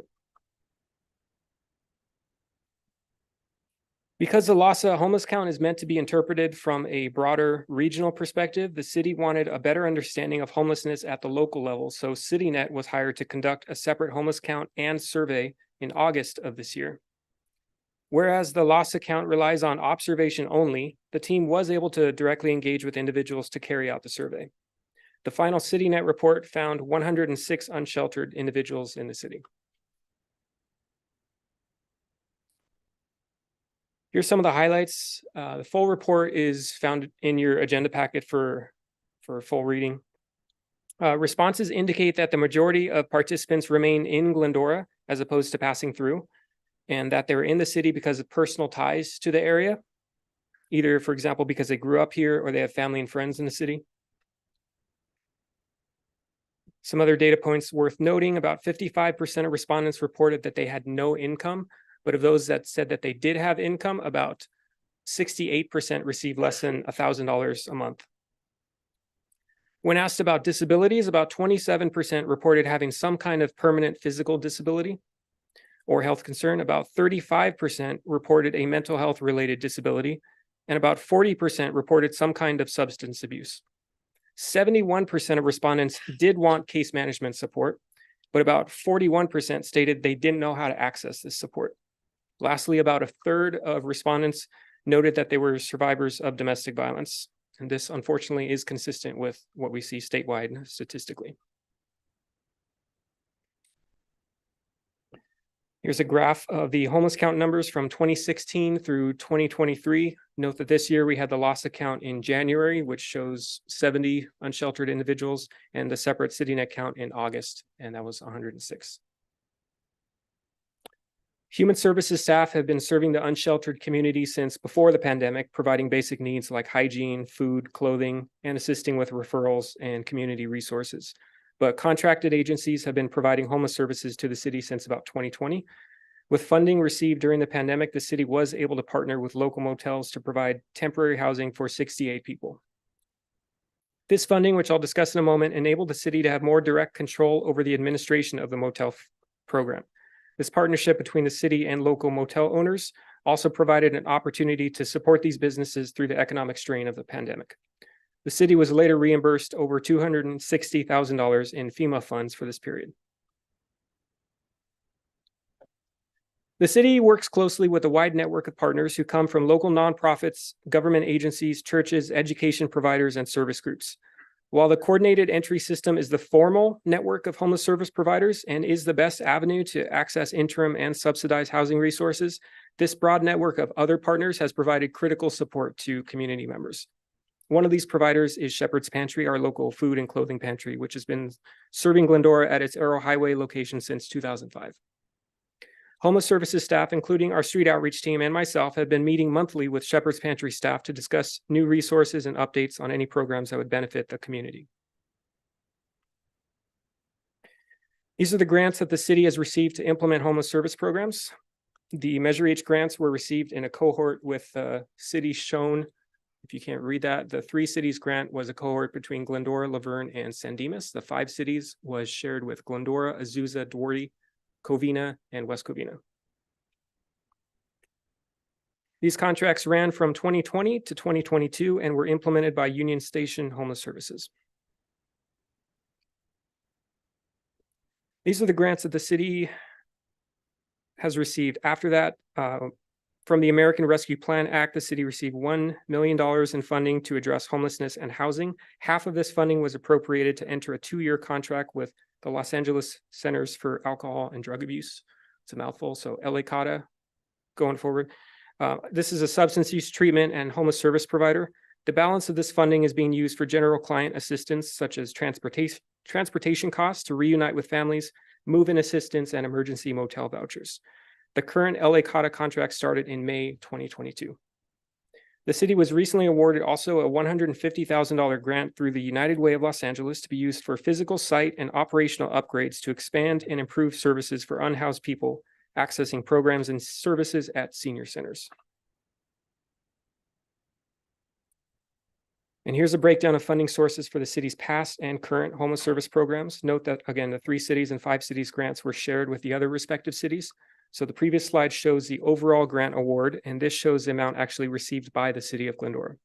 The total San Gabriel Valley Council of Government grants include the $240,000 previously mentioned and an additional $15,000 for prevention and diversion services. On the right are separate funds that the city itself has allocated for homeless programs. The Martin versus Boise case is important to mention because of how it has impacted how the city responds to homelessness and issues related to it. In brief, the 9th District Court of Appeals held that as long as there is no option for sleeping indoors, the government cannot criminalize people for sleeping outdoors on public property. The city does have the lawful right, however, under exercise of its police powers, to maintain public areas in a clean, sanitary, and accessible condition to prevent harm to the health or safety of the public. As such, the city has continued to address public health and safety concerns with the ordinances shown, for example. Outreach efforts to the unsheltered population maintains a balance between enforcement of relevant ordinances and providing education, resources, and services. The city's homeless service programs are directed by Human Services Superintendent Debbie Lopez, who's with us tonight. She tracks program spending and data outcomes from the outreach staff and also identifies new funding opportunities, applying for any available grants to expand current programs. She's the liaison between the city and our contracted homeless service provider, LA CADA, and she also coordinates a monthly homeless task force meeting, which consists of Glendora Police, LA CADA, Department of Mental Health staff, and Human Services staff. The task force discusses trends in police service calls, how to improve homeless service delivery, and how to help connect the most vulnerable community members to services. I came on board as Human Services and Outreach Coordinator this past summer, and I'm currently working to expand our network of partners and facilitate access to services both within and outside of the coordinated entry system. I provide additional support with outreach activities and help process phone and in-person requests for assistance. And I'm also working with Superintendent Lopez on identifying new funding opportunities and developing new programs. And here in the slide is a photo of the ADA accessible outreach van purchased this year to supplement the city's outreach efforts. If you happen to see me around, give me a little wave. The city's outreach efforts have found success in using a collaborative approach between Human Services, Glendora Police, and LA CADA. This has allowed us to be proactive in providing services while also responding quickly to community concerns. The police department has their community impact team, which consists of 2 full-time officers and 10 collateral officers who balance enforcement of city laws and codes with providing resources to the unsheltered population. And I want to specifically recognize Officers Ed Meeker and Ray Kodatic for their support. They've been instrumental in addressing community concerns while also coordinating assistance to unsheltered individuals. The city also has 2 LA CADA outreach workers in the community 5 days a week, responding to outreach requests and building relationships with individuals experiencing homelessness. A typical day may start with a citywide check-in at common hotspots, followed by transporting a client to Shepherd's Pantry for food and clothing. And then the outreach team may attend a medical appointment with another client and then end the day by calling landlords to inquire about vacancies for another client. An important component to the team's success is this relationship building and the strong communication between city staff, contracted partners, and community service providers. These are some of the highlights from the first and second contract years with LA CAUTA. I do want to make note of the permanent housing obtained during the first year. You can see it says 7 individuals. Compare that to the permanent housing obtained during the second contract year. So that's just from the period of June 2023 to present. That's 11 individuals. That's remarkable. Any homeless service provider would tell you that that's incredible. And that's due to our LA CAUTA team. I want to recognize Aaron Sambrone, who's also here tonight from LA CAUTA in particular. This is basically a one-man show. His resources, his hard work, his relationship building. He's just a natural relationship builder. So that's because of him. With limited affordable or subsidized housing available, LA CAUTA has been persistent in looking for alternatives and acting quickly when clients decide that they're ready. And then regarding limited resources, interim housing programs in Pasadena and Pomona have historically been the primary shelter resources for the San Gabriel Valley, with the Pomona shelter prioritizing placement for individuals from Laverne, Claremont, and Pomona. People may decline these programs because they may have to leave their current resources, employment, or community to obtain them if they were eligible. And because of the inherent trauma of living without shelter, congregate settings are often looked at as environments where that trauma can be triggered. So people may opt to remain outside in absence of more private options. The tiny homes pallet shelter programs, this is a picture on the slide here to give you an example, like the ones in Baldwin Park and Montebello, provide that privacy, but they are prioritized for individuals from those cities. If an individual is willing and eligible for the existing programs, a referral will need to be made through the coordinated entry system. And depending on bed availability, this may take a few days, it may take a few weeks. During winters in the past, the area has relied on the winter shelter program run by the East San Gabriel Valley Coalition for the Homeless, but this program has been put on hold the last couple of years. LASA has its own winter shelter program as well, but these sites are also limited. The closest locations shown here are in Whittier or South LA. If someone doesn't want to go to South LA, their next option is Palmdale or Lancaster. The city has utilized motel vouchers in the past to help compensate for these limited shelter resources. And here's a graph showing the amount spent per year and the number of total motel days provided. To sum it up, from 2020 to 2023, we've provided 8,323 motel days. And here are the overall expenses related to homeless services. You can see that the average daily motel cost here is $85. On the right are the investments that the city has made into a homeless program since 2019. And at the bottom are staff expenses between both human services and the police department staff. The result of this investment in time, funding, training, and relationship building is ideally permanent housing. And while the homeless count may show fluctuations in the unsheltered population year after year, and nationally, more people are entering into homelessness than are exiting it, in Glendora, what we're seeing is that the count is decreasing with these efforts. So we wanted to share some of the city's successes and highlight the creativity and commitment it's taking to obtain housing for some people. We've had multiple successes reuniting individuals with family or friends throughout California and the rest of the country. We've paid for airfare, bus passes, gas cards, whatever it takes to get someone home. We've helped other people connect with the VA benefits and access veteran housing, supported others entering into skilled nursing facilities and eventually discharging into their own senior housing. And each of these successes is the end result of multiple interactions, a person-centered and a trauma-informed approach. With the city's current collaboration between the Recreation and Human Services Department, Glendora Police Department, and LA CAUTA, there are multiple ways community members can request and receive assistance. One concern that is often expressed and is related to encampments in the city limits. The Homeless Services team, including the police department's community impact team, are very present at the larger encampments in the city and throughout the city. The outreach team is always engaging individuals at these locations, working on getting identification, benefits, employment resources, health resources to anyone that's interested. This proactive presence makes it easier to respond to concerns and conduct cleanups when necessary.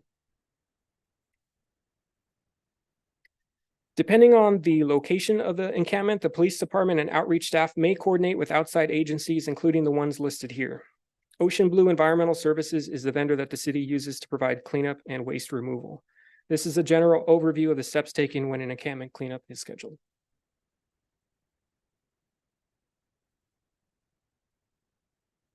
As of the writing of this report, there had been 29 encampment cleanups and more since then. Depending on the location and jurisdiction, some cleanups are initiated by the city and some by the county entities or Caltrans. These photos are from a summer cleanup of the area north of Louis Pompey Park, south of the 210 freeway, before and after. Before is on the left.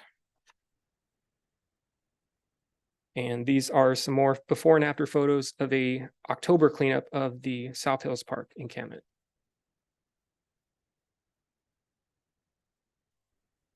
The Glendora Police Department tracks calls related to homelessness and their geolocation data, which provides another tool to determine how to mobilize resources and respond to concerns in the city. In the past 2 years, Glendora Police have responded to 73,000 calls for service, and of those calls, 14% have been related to homelessness. This first image on the left is a heat map of these calls during the same week that the CityNet census was conducted in August. And on the right is a map from the CityNet census showing where unsheltered individuals were mostly concentrated.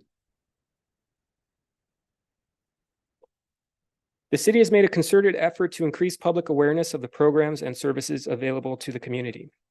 As mentioned before, there are a variety of ways to get connected to staff and learn more, and we encourage residents to go to the city's website to read the seasonal Glendora Report mailer or call the team at the number shown here for more information. We have the Glendora Homeless Hotline. I just want to emphasize that, 626-852-5200. That is for requesting assistance for yourself, maybe for a loved one, reporting an encampment, reporting a safety concern, anything related to homelessness. You can route it that way. We'll get it to the right people and we'll respond promptly. The Glendora homelessness@cityofglendora.org email goes to human services staff, goes to myself, it goes to the police department, city management. So there are multiple people that can respond to this at all times of day. And just as a new bystander seeing the quick response to this, response is fast, usually within an hour or two, for sure the same day. So residents can definitely take advantage of these resources to get in touch with staff. Our recommendations are that the City Council receive an update on services provided and efforts undertaken to assist individuals experiencing homelessness in the city.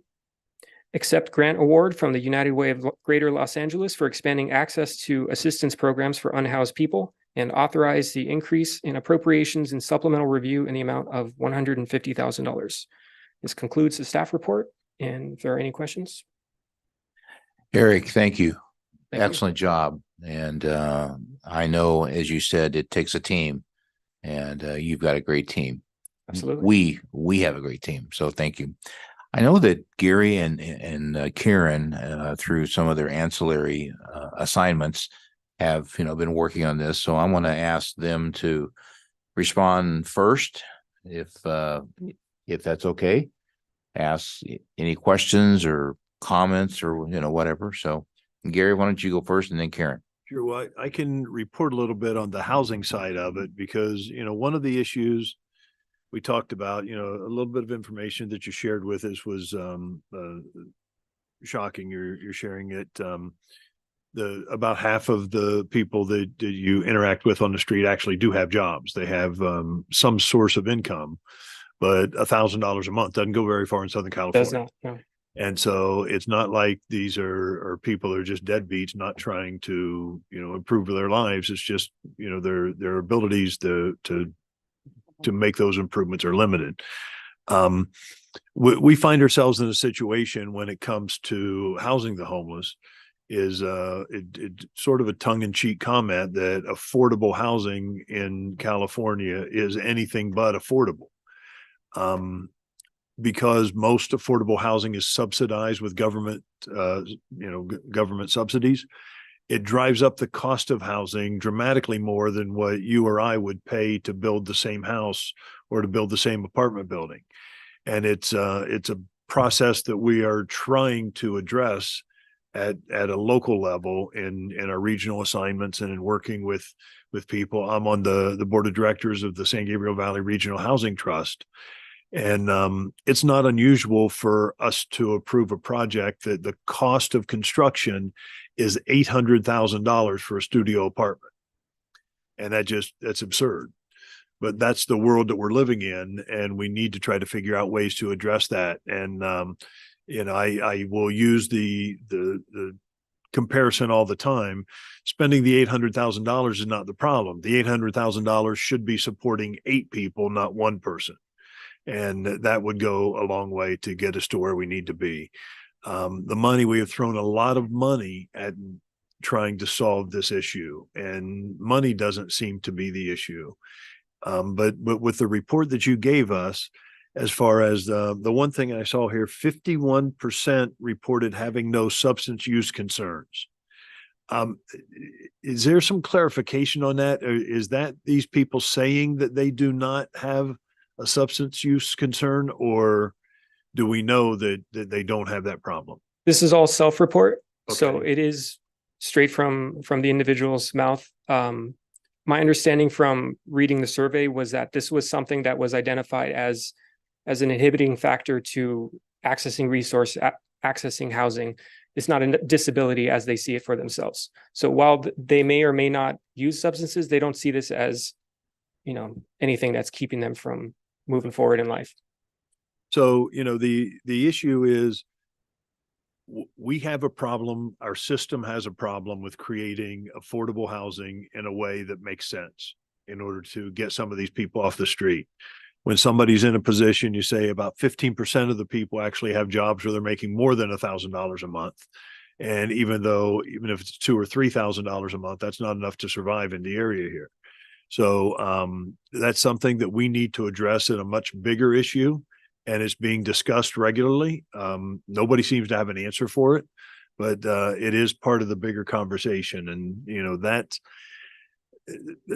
that's the thing that I think we need to try to figure out how to make that happen at some point or another. So Karen, you want to speak on the other side? Yeah. Yes, I was going to say thank you so much to you, to Aaron, to Debbie, to the whole team, to Officer Meeker, Officer Kodatic, because the humanity that you bring to it. And as was shared earlier today at the Teen Summit, Aaron shared about one case in particular that took 75 contacts. And I think that that's what gets lost with the success stories, is that each one of those, what goes into that success, and that having that human connection. If I went tonight to anybody's house in here and you didn't know me and I showed up at your house and I said, hey, guess what? Grab whatever you can right now. Come with me. You're moving and you need to leave Glendora. You may be able to take your family, maybe not. You can't take your pets with you. And I'm going to take you somewhere else right now. And you probably say, what? I'm not going to do that. I'm going to stay right here. And so imagine for individuals that we come in contact with. So each story is so unique. So that's why really, the successes that you have attained, there's so much behind each one of those that can't even be captured on a piece of paper and a PowerPoint. So thank you for all the time and effort that you and the rest of the team have put into this. And I think that this is a reminder to us that there's not one size that fits all. We can't say, oh, if we only did this, oh, if we only did that, because just as diverse as the people in this room are, so are our unhoused residents, whether they're living in the Best Western, whether they're sleeping on somebody's couch, whether they're in their car, whether they're in the South Hills, each one of them has a different story. So I think that's why we have to be open to a number of possibilities and options moving forward, because we can't say, oh, if we only did this, like Gary said, we can't just throw money at it. We can't just do that, can't just do this. That we as a community need to realize that going forward, there are several things that need to be done, because it's taken a long time for us to be where we're at. So to be able to address those issues, there's so many issues that face, as you take someone to get their ID, that maybe they've lost their ID, that takes time and effort. Going to sign up for general relief, whatever it may be, that each one of those cases. So there is so much involved in this, and that's why it takes a community, and you've done a great job at trying to bring those different service providers together, because it takes many people to try to be able to address this. So thank you. And hopefully the community will dive into what you've put in this report. What you've shared tonight is skimming the surface a little bit of all the information that you provided in the staff report, but it's available on the city website for the public to look at and to really begin to understand what it is that we're facing and what we as a community need to do to begin to address this. So thank you for what you've done to this point. Thank you, Karen. David, any thoughts? Yes, thank you, Eric. And to the entire team, amazing. I got a chance to visit with a couple of you this morning, and the fact that you get up every morning to go face the difficult challenge day after day is not an easy task, not an easy job. The results are remarkable. I think that you were generously understated on some of the volumes of the trash cleanups and things. It's hard to count that. There's a lot there. Just building a roof isn't the answer, and you guys have taught us that it's more about the continuum of care and the engaging them to needs and help with those services. My only suspect anger is, if you will, and I'll say anger is not to the city team that's done all these things with difficult resources. It's the fact that I'm going to blame the county. The county's not supporting us. We have sent $8 million through Measure H to the county, and the return that we've had to beg for in the grant system, the system's broken. It's wrong. And that's not good. And the people need to know the county is looking at revisiting that system and coming back with another measure to find funding. I encourage us to say strongly, no way unless we get a very high percentage of the revenues that this city generates to give back to the service providers to do the job you're doing. Without that, the county needs to hear from us. The county needs to hear from our residents. This is wrong. It's broken. And let's get it fixed. But thank you for the report and the remarkable successes that you're doing with the resources you're able to gather together. So thank you. Thank you. David, if I may, I don't mean to correct you, but it's an important number. $18 million. The residents of Glendora have contributed approximately $18 million into Measure H. Well, I am sticker shy and conservative, so there you go. So it's $18 million that the residents have contributed, and we've gotten back less than $1 million. Yeah. Yeah. So folks, I can give you addresses of who to contact. David, thank you. Michael. Thank you, Mendel. Thank you, Eric, for your report. Very well done. Very well put together. And Debbie, thank you for you and your staff and PD for everything you folks do on a daily basis. It's a heart of gold going out there and meeting with these people consecutively, and with you, your team as well, Eric. It's a labor of love, as it were. I'm looking at this a little bit differently on the coordinated entry system. I know when it was first started, we were doing the homeless shelters over at the different churches and things. We had a hard time getting folks to go into that system. They didn't want to be tracked and all that. How is that progressing as far as getting some of these folks that are homeless into the coordinating system? So anyone that does have contact with us, part of the intake process involves giving consent to share information. If someone doesn't share information, we do have to document them, but we have their information basically protected. So they're in the system, but they're protected. It's not going to be widely disseminated. This is also part of the report building process too. If we know that someone is not telling us all their demographic details, they're not telling us maybe that they're a veteran so they can be access ready to veteran services. It's part of that building of rapport. If they learn to trust me, if they learn to trust Aaron, they may learn to trust what we're going to do with their information. And so again, going back to the relationship building, that's what it's all about. The system is still what the system is. If someone is resistant to encountering or to putting their information in the system and thus not accessing resources like shelter, it will keep them from shelter. But that doesn't mean that we stop there. We're always working behind the scenes. If they cross that threshold of, okay, I'm willing to share information, I'm willing to get into the shelter, great, that's the goal. But until then, we're still working to get to them. It's kind of like a a pre-engagement status. So we're still working on trust. Everything's all about trust, you know. I'm But not are sure you if that able answers your to, question. are you able to get a good majority of them into the system?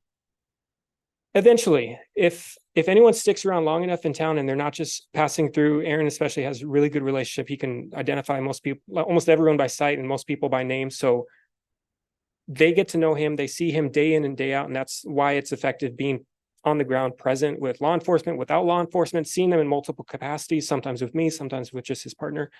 So that does make it easier for them to accept some services. It's just a snowball effect. They may start with just accepting a hygiene kit and maybe a ride to the DMV, and then it turns into us sitting in the doctor's office with them and advocating for disability benefits, or maybe calling their mother and trying to reconnect them out of state. So it starts small and we kind of build on that. And the whole time making sure that whatever we say we're going to do, we follow up with. We tell the truth, we be transparent. And sometimes, you know, we give bad news, resources aren't available. Housing isn't what you expect it to be. It's not as easy as you might expect it to be, but just being there and being there to pick them up when they're fallen and they're shooken by the state of things that you all are talking about, and being there when they are eventually celebrating and moving in with their own keys. So Glendora has put a lot of resources towards this, not just money, but also human resources to move this forward. We're fortunate because we can do that. Other cities are not so fortunate to do that. Have we done any benchmarking with other cities of what they have done for success, since they don't necessarily have the resources, or if they do have them, lessons learned? I can hand that off to Debbie if she can expand on that. I do know that we're in contact with the city staff. We're always brainstorming. Debbie was doing that before I came along, and I love doing that too. So she and I together are making sure that we're checking in with our own kind of like similar versions of ourselves in other cities, checking in with staff, what's working, what's not working, what programs, what grants are you accessing. A lot of the cities, especially around us, are doing very similar services. They have a LA CATA contract, or they have some form of outreach contract. Okay, you know, some like Baldwin Park are doing a little more with the shelters. But yeah, we do try to, we're not staying insular for sure. We're definitely keeping our eyes all around us and our ear to the ground, seeing what everyone else is doing. Not sure if that answers. If you want more details, Debbie can definitely step in and get more. Good evening. We haven't really compared like dollars or people, but we share our resources. We were one of the first to get LACATA in they call it a silo contract. So I had a lot of cities calling and emailing me. They wanted to know about the contract, the number of beds we were getting, the pricing. So we we talk to each other and see what's happening.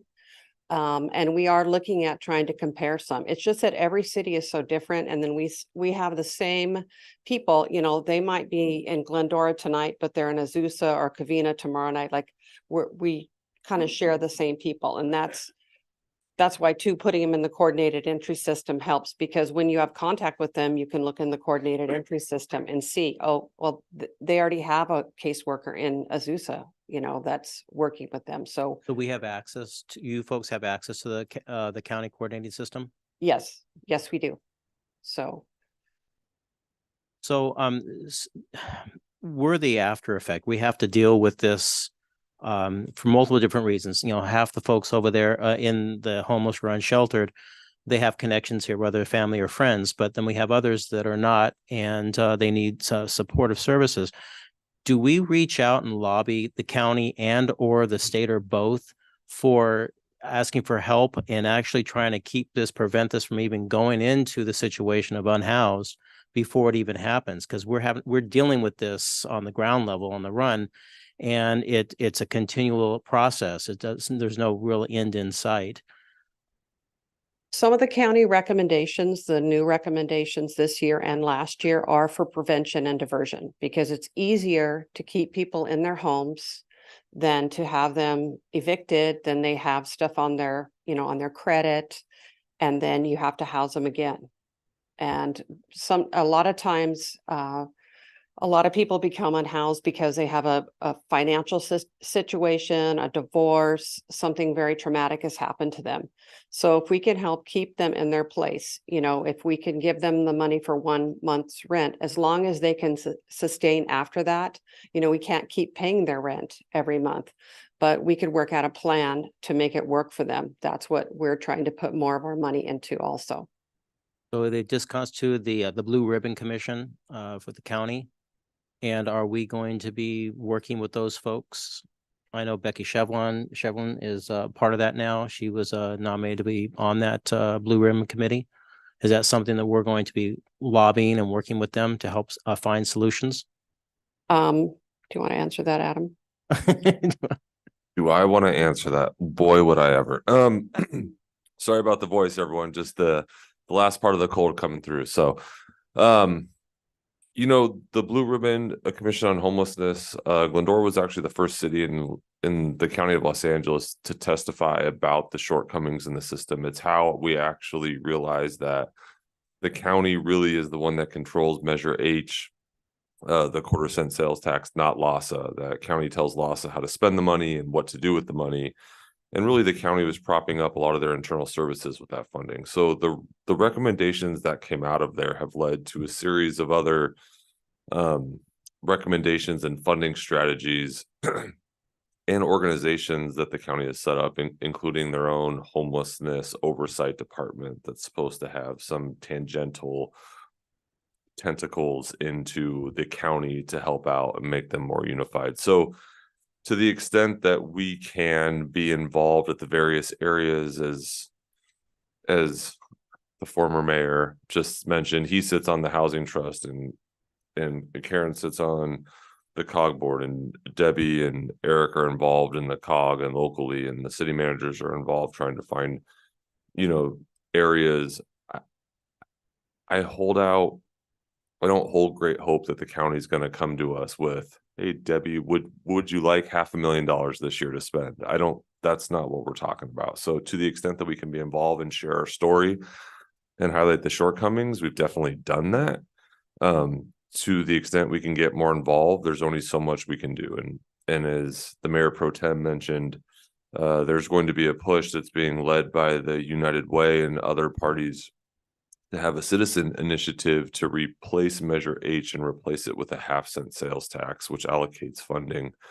The Local Solutions Fund, which we would be eligible for, is a 15% allocation out of a 60% allocation. So basically 9%, the majority of which goes to the county for some operations. So I think Debbie said on a phone call about how it would work. So the benchmark and funding on that level, Councilman, keeps moving. Where we go to access money keeps moving, but you know, homelessness is expensive, especially for a city who, you are accurate, has been left to deal with a lot of the social programs that cities never had to set up before. And so if you look in the report and Mayor Pro Tem, to your point, those tonnages are only from 22. You know, we had cleanups well before that.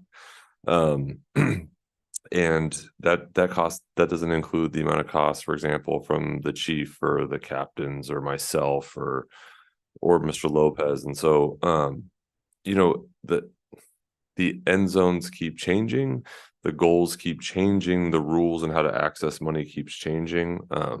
So Debbie and her staff have done a remarkable job in just trying to keep moving forward and finding where they can fit in. So a long way of saying wherever we can get involved, we've gotten involved at all levels, from the council to staff and all the way on through. So where I was leading with that was this morning we had our briefing like we have every week. And there was an AB 109 realignment funds want to know, you know, where those monies went. And basically they kind of disappeared after a time. And that was for letting inmates out of prison, get them realigned, get them acclimated, get them housing, get them all this stuff. And that money's gone. So I did a little bit of research, and you know, the governor and the state have closed 2 prisons so far, and they have 15,000 beds currently available right now in the prisons, and they let out 35,000 inmates per year. Those inmates put pressure back into the system one way or another, and it pushes everything downward. So we have to deal with this somehow. They want to close 2 more prisons by March of 2025, which is going to go up to about 20 to 25,000 empty beds. Maybe that can be repurposed or something of that nature. We need to look about prevailing wage for these situations, so we don't spend, you know, $800,000 for one studio apartment. That's ridiculous. We need to really think outside the box. We need to push back on our government in the state of California, because the county can only do so much is what the state is. We need to somehow push back on this to see some upfront solutions instead of dealing on the back end. That's all I have. Thank you, Mayor. Michael, thank you. And I know Gary's, and I'll get to Gary just a bit. The captains are both here. The chief is here. So I wanted to alert them that if you have anything to add or enlighten us on after Gary asks a question or, two more, you are welcome to come up, and because we'd love to hear, to hear from you guys. So with that, Gary. Read my mind. That's the direction I'm going. Oh, okay. All right. I didn't know that. So, I'm curious about crime statistics. With the stats that Eric, you shared with us, it looks like we're receiving about 10,000 calls at PD a year pertaining to homelessness. And I'm curious as to how many of those calls actually are about a crime that's being committed, as opposed to just a call that we've got somebody that looks out of place, laying on a park bench. Do you have that info? Yeah, well, I can give you an answer. Okay. Thanks for inviting me up. Congratulations to me, Mayor Thompson and Mayor Pro Tem Friedendahl. We wanted to, first, before I start, I just wanted to say, we've talked about the successes and how everybody has a piece of this. And I just wanted to say thank you to council, city manager, all staff, that everybody has a part in this, especially at the police department. From the top to the bottom, we deal with unhoused issues on a daily basis. And I don't know if it just went by, but we spent $4.6 million on homeless over the last 5 years of the police department. And I know we got down the funding road, but your support and city manager support, and it came up when you asked about the question about what do our partners do, and our partners are envious of us. Most police departments of our size do not have 2 dedicated officers working homeless problems, and that's a accomplishment from the city council, the city manager, and the chief of police to get a program like that out. Not to mention everybody that's in our staff deals with homeless almost on a daily basis, like I said. Some of the stats that came out when we started looking at this presentation was about 10% of our homeless calls end in arrest. So 10% of the time we go out on a call, and yes, those stats are correct. I was going to drill down a little bit closer on it, but let's see. Anyway, so 90% of the time we don't make an arrest. 90% of the time they're providing resources, they're helping. But yes, we do, from the law enforcement side, we still do enforce laws. We still do make arrests. While 10% of all calls is a small number, it's actually a pretty big number when we go out there and make an arrest, especially for the individual and us. Creates a lot of work.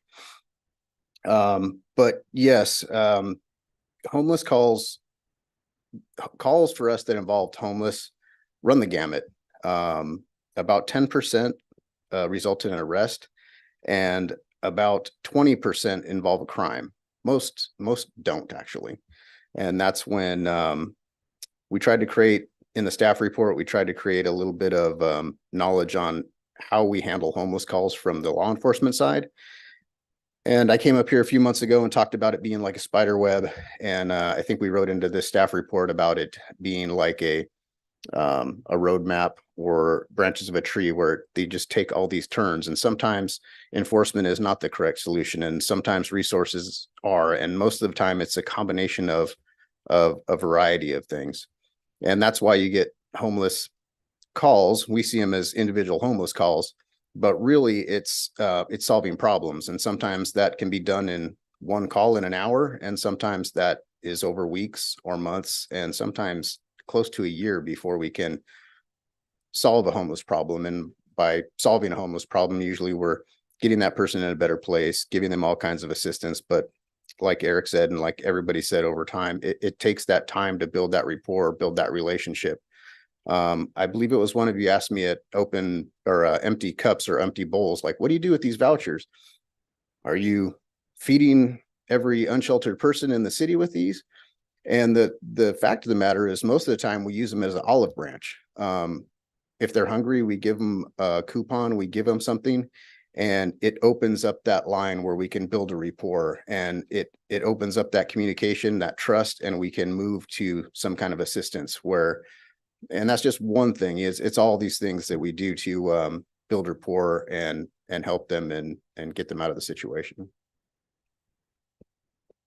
So to follow up a little bit, comparatively, the number of calls you get that are not related to homelessness that end up in a criminal arrest or anything, is the statistics about the same, or are more homeless calls ending up in criminal activity?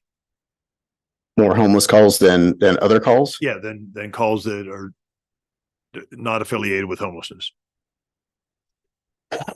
Well, the police department responds to, so to answer your question, homeless calls, there's a higher percentage of arrest in homeless calls than regular calls, but regular calls run the gamut. So only a small percentage of the calls that the police department goes on are crimes. We go on traffic collisions, traffic hazards, disputes between people that aren't criminal. We have about 140 nature codes and all different kinds. So it would be hard to break out if that's more or less than normal calls, because about 80% of the calls on, they have no chance of being a criminal call, an arrest being made, or a crime report being taken. So then just to ask, because there's a lot of information floating around out there, and we are seeing things when we watch the news, we see criminal activity that there's an appearance that it's being ignored and things like that. So in the city of Glendora, if we have somebody that is, for instance, committing a crime and stealing under $950 worth of stuff, you guys' reaction to that is what? we investigate crimes, and we take action as appropriate. Now, just because that a crime is not going to be, there's certain protocols by our current district attorney as to what they will file and what they will not file. We don't really let that affect what we do. If there's a crime, those crimes still are in the penal code. Those still are against the law. We'll make arrests for those crimes. We'll investigate them. We'll present them to the DA's office, and we'll let the DA's office either reject or file charges on those crimes. And we track that also. So some of the DA's policies have been very restrictive and have hurt the way we do business at the police department. But we've also built great relationships with a number of our supervising DAs in the area, and they're willing to see our cases and file if it, for the most part, if it doesn't fit the filing criteria of the district attorney, but we can show a pattern and we can show multiple incidents, which our staff does a great job of. We take the time, instead of just coming out there and say, hey, the district attorney is not going to file this, so we're not going to do anything, which happens in other jurisdictions, but doesn't happen in ours. We'll take the time, we'll investigate the crime, we'll make the arrest if appropriate. We'll bring them in, either keep them in custody or cite them out, and we'll present the case to the DA's office, and we track all those cases. So when we get somebody that is a repeat offender, they've done the same thing a couple times in our city, we take the case to the next level, which is the supervisors at the district attorney's office. And when we take the case with documentation and a little bit more than just a one incident, we have had great success in them filing those cases and prosecuting them. And I'm going to ask a couple of maybe uncomfortable questions, but it's important for people to understand particular situation. You've got somebody, and it happened yesterday that we witnessed. You've got someone acting erratically, yelling at cars, blocking traffic, just being. It's obvious they're having some sort of a mental issue, whether it be substance related or not. And a call is made to PD about that. Could you share with us exactly how something like that is handled? Yes and no. So this is kind of what I'm getting to in the staff report. Members of the public kind of don't understand that there's not a linear protocol for every homeless issue or unsheltered, or for that reason, or for that matter, police call that happens. You mentioned your grandson being a pilot, and I have a pilot friend that always asks me questions, kind of like what you just said, hypothetical. There's an unsheltered person in the middle of the roadway. They're acting quote unquote crazy or whatever calls we get. What do? They want this linear solution to the problem. You do A, you do B, you do C, you do D, and then the problem's handled. And it's not like that at all. It depends on who they are. It depends on what they are doing. It depends on if a lot of times we know who the person is. A lot of times we're familiar with their demeanor. If there's immediate public safety problem, then we will address it. They can be taken on a mental evaluation hold. So if they're a danger to themselves, a danger to others, or gravely disabled, we can take that person into custody. It's technically not an arrest, but we take them into custody. We detain them and take them to a facility for mental health. If they're violating a law, we may choose to enforce that right then and there. They may be placed under arrest or they may not. Some of the people we build this rapport with and we know how they act and what's positive and what's not. The last thing we want to do is get in a use of force with somebody and hurt them. So sometimes we'll get them to move. Sometimes we will offer them assistance. And if they don't accept it, depending on the circumstances, we may or may not take action. That's where this windy road of all these different places we go comes in. We send LA CADA out. We send our homeless officers out to talk to these people. Yeah, there's not really an ABCD solution to it. It's more of every call and every contact is unique, and we do what's best for each call that we get. But every call is followed up on and some action is taken if needed. You're not going to leave anybody that Sure. may be unsafe. Of course. I mean, we have policies and that kind, it's not just a crapshoot. I mean, we have policies and we always do what's best and what's reasonable, but also what's lawful. I mean, there's sometimes when we have to take action and we will. But there's just this open book of different solutions and we try to pick the best one for the community, the best one for the unsheltered person, and lots of times the best person the best solution for the person who's identifying the problem, if it's on their own private property, if they've been affected by it, if they've been a victim of a crime. We take everybody into account and try to make the best decision on each call. Last question: is defecating in public a crime? Would somebody be taken into custody for that? Yes, it is. Somebody could be taken into custody for it, but depending on the circumstances, we may not. It may be a mental evaluation hold. It could be, we could use it as a way to get them to accept resources and help them, or they could be prosecuted for it. Appreciate it. Tough job. I appreciate everything you guys do. Hey, one rebate. I was looking up when we put the resources up on the screen, and the email and phone numbers that were listed, those are great resources, but they're not monitored 24 hours a day. So if you have that person that's in the middle of the street and it's a danger, especially if his life they're in danger, please call 911 or call our dispatch number directly. We are very quick to act with the resources given on the PowerPoint, but those are not 24/7. So if you have an emergency, please call the police department directly and we will come out and handle it anytime, day or night. Okay, appreciate it, Captain. Thank you. Go ahead. Mr. Mayor.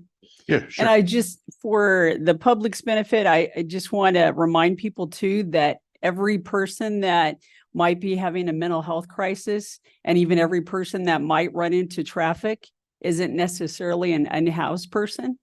So I hope that people distinguish that. And then just as every person that is maybe having substance abuse issues or any other challenges may not be unhoused either. There are equally a number of people who are housed who abuse drugs and alcohol. So just try to distinguish between those and knowing that they happen in all realms. That's an excellent point. Eric, any closing words that you have for us or No, anything? thank you, Captain Randazzo, for adding that. Okay. Yeah. Not unless you Well, have any other I questions. really, again, speaking for all of us, thank you for an excellent report. It's an overarching report. I really appreciate everybody that came specifically to hear this.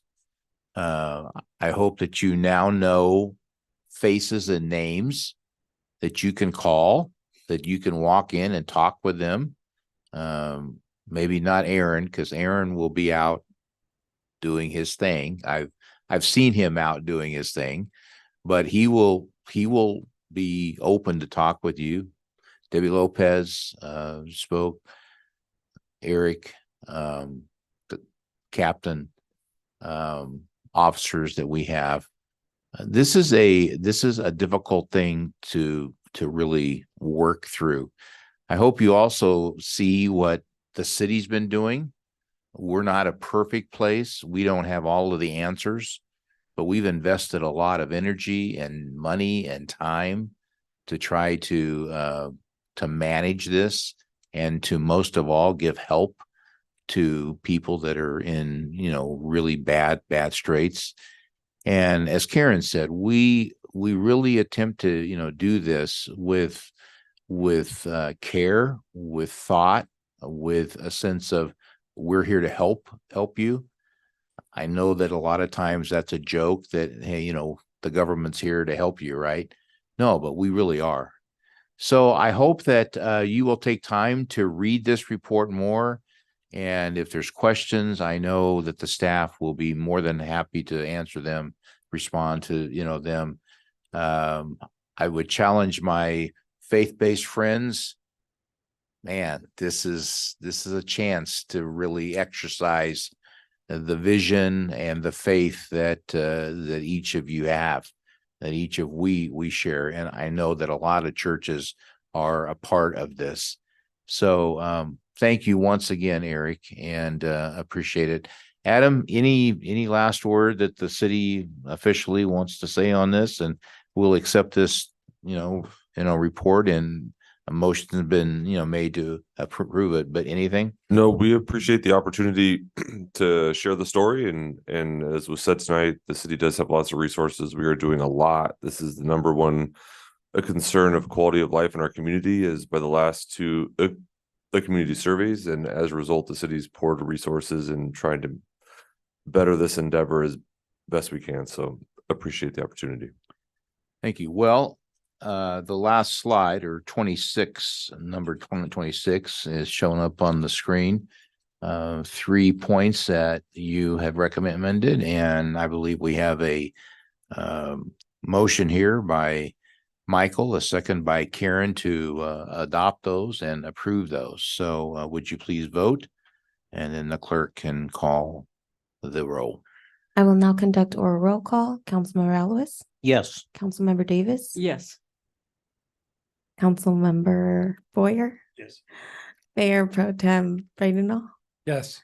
Mayor Thompson? Yes, and you Motion. did a great job of navigating the changes that have happened. All right. Okay. Motion carries 5-0. Yeah, thank you. Well, you are all welcome to stay, and there's cookies and drink, but we have another couple of hours left here. So if you want to stay, great, but if not, probably the next thing won't be as riveting as this, but we'll try to make it good, right? With Valerie. Valerie's always, she's always on top of her game. So let's move to item 3. It's a public hearing to consider a ordinance to amend Title 5 of the bid code. And the purpose of this is to allow more events each and every year from the current limit which we have. And with that said, I will open the public hearing, as I've been advised to do, because we want what you say to be a part of that, recorded as that. So Valerie is here to update us, and we appreciate that. It's yours. Thank you, Mr. Mayor, and congratulations, Mayor and Mayor Pro Tem. Good evening, Council. So as mentioned, we're going to go ahead and take a look at consideration of amending Glendora Municipal Code 532, which is for special outdoor display events. So as we're all familiar, the parklets were introduced into the Glendora Village in 2020, initially as a response to COVID. It was a way for the restaurants to continue operating when, everyone had to shelter in place. They had to have distancing requirements. So we brought the parklets in initially as an emergency response. But after they were, for the most part, well received by most. And so those improvements became permanent in 2022. And so since then, we have found that the parklets, as well as the improvements that were completed on Mita and within the Plaza, have really increased the liveliness of the village. They've added a renewed sense of synergy to the village as a whole, and they've provided new opportunities for activities. So not surprisingly, in the last year or so, mostly restaurants, but also other businesses as well have wanted to add to the activity in the village and have regular entertainment on a continuing basis. Right now, the way to do that when you have an event outside of your business, that can be done under Glendora Municipal Code 532, the special outdoor display event. That allows for an event to be conducted outdoors anywhere throughout the city, in the public right-of-way, in the sidewalk, or on a parklet area, as this case may be. There is a permit that is required. Section 5.32 describes, or 0.030 describes that application process. An application needs to be completed, as well as a variety of information on that application, as well as some documentation, insurance requirements, and that's submitted to the Finance Division. Finance Division then in turns takes a look at that, make sure it's complete, and they will go ahead and share that with different divisions and departments throughout the city. And then it will either be approved or denied, as that may be. But this allows only for 3 events per year. And right now the request is for additional, and from some, they would like to have regular, meaning more than 3 throughout the year. So we took this to the Business Improvement District's Advisory Board in September of 2023, and they did agree and direct staff to go ahead and prepare an ordinance to amend the Glendora Municipal Code to increase the number of events permitted. So we went ahead and drafted the ordinance and went back to the bid in November of 2023, and they did review and recommend to the City Council approval of the draft ordinance that is presented and included in your packet. And the summary of the proposed ordinance is that within section 5.32 of the GMC, there would be a section added that would be specific to the BID. And so the BID would be allowed to have up to 24 events per year, basically 2 per month, or they don't have to have a 2 per month. They can use 24 within 4 or 5 months, however they want to spread it out, but it would be 24 events or days per year. And they'd have to go ahead and submit that application. And in the case of any amplification, we would require that they have 10-day notice and also get signatures from the businesses that are adjacent to them, as well as those across the street. So this is a public hearing, as mentioned. The notice was posted in the paper on November 30th. We have not received any public comments. So the recommendation tonight is that City Council adopt a categorical exemption, introduce for first reading the ordinance entitled An Ordinance of the City Council amending Title V, and also to schedule a second reading and adoption of the ordinance for the January 9th council meeting. So with that, I'll complete my report and make myself available for any questions. Valerie, thank you. And since it is a public hearing, I will open the public comment period for those who may want to speak to this, whether you're here or on Zoom. I would indicate that if you're on Zoom, please use the raised hand icon. So, Madam Clerk, do we have any cards from anybody here that wants to speak to this item? We do not. And anybody on Zoom that has raised their hand? No. With that being said, I will close the public comment period and bring it back to council. Karen, any questions or comments? No. Thank Okay. you. Thank you. Michael? Yeah, just one question. Thank you very much, though, for your report. Very nice. Just to be clear, it's 24 events per year possible per business or for the whole village? Per business. Per business. All right. Thank you. All right. Gary, anything? No, so that was a question I had. So it's 24 events per business. That's correct. And is there a limit on to how many events that the bid as a whole can sponsor or host? No. Okay, I didn't think so. No. Okay, that's all I had. David, any questions or comments? Yeah, thank you for that clarification on per business or per bid. Clearly, we're talking about outdoor display events, not just entertainment. So, you know, it's more than the restaurants, it's the entire bid business. So if we take whatever the number of bid members there are times 24, that could be a lot of events all year long. Okay. So my curiosity question is, it took us 3 years to get the village outdoor dining program under control and in place painfully. So I guess I'm asking, how are we going to measure compliance and look at this if things go out of shape?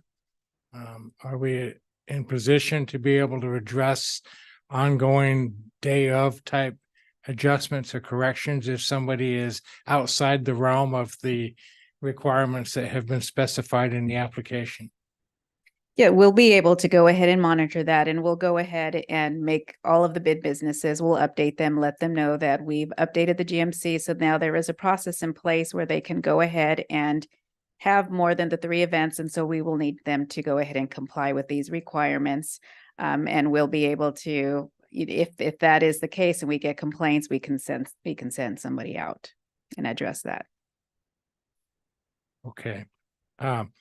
As far as we've talked about amplified sound, I don't know, I'm just curious as to how much amplification is needed in a reasonably small business front area. I can see Battle of the Bands coming.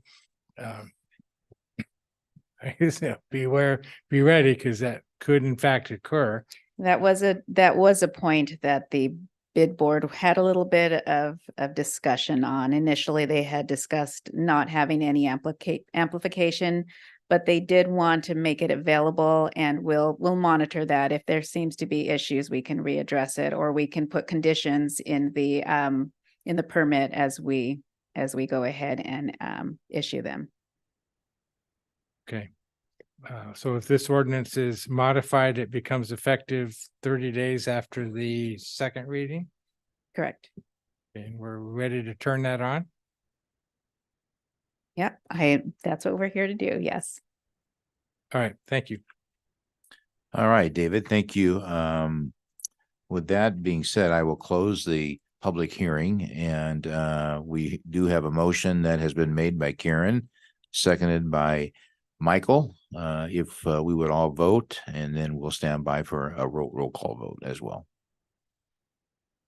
I will now conduct a roll call. Councilmember Elowis, Yes. Councilmember Boyer, Yes. Councilmember Davis, Yes. Mayor Pro Tem Friedenau, Yes. Mayor Thompson. Yes. Motion carries 5-0. All right, thank you. Okay.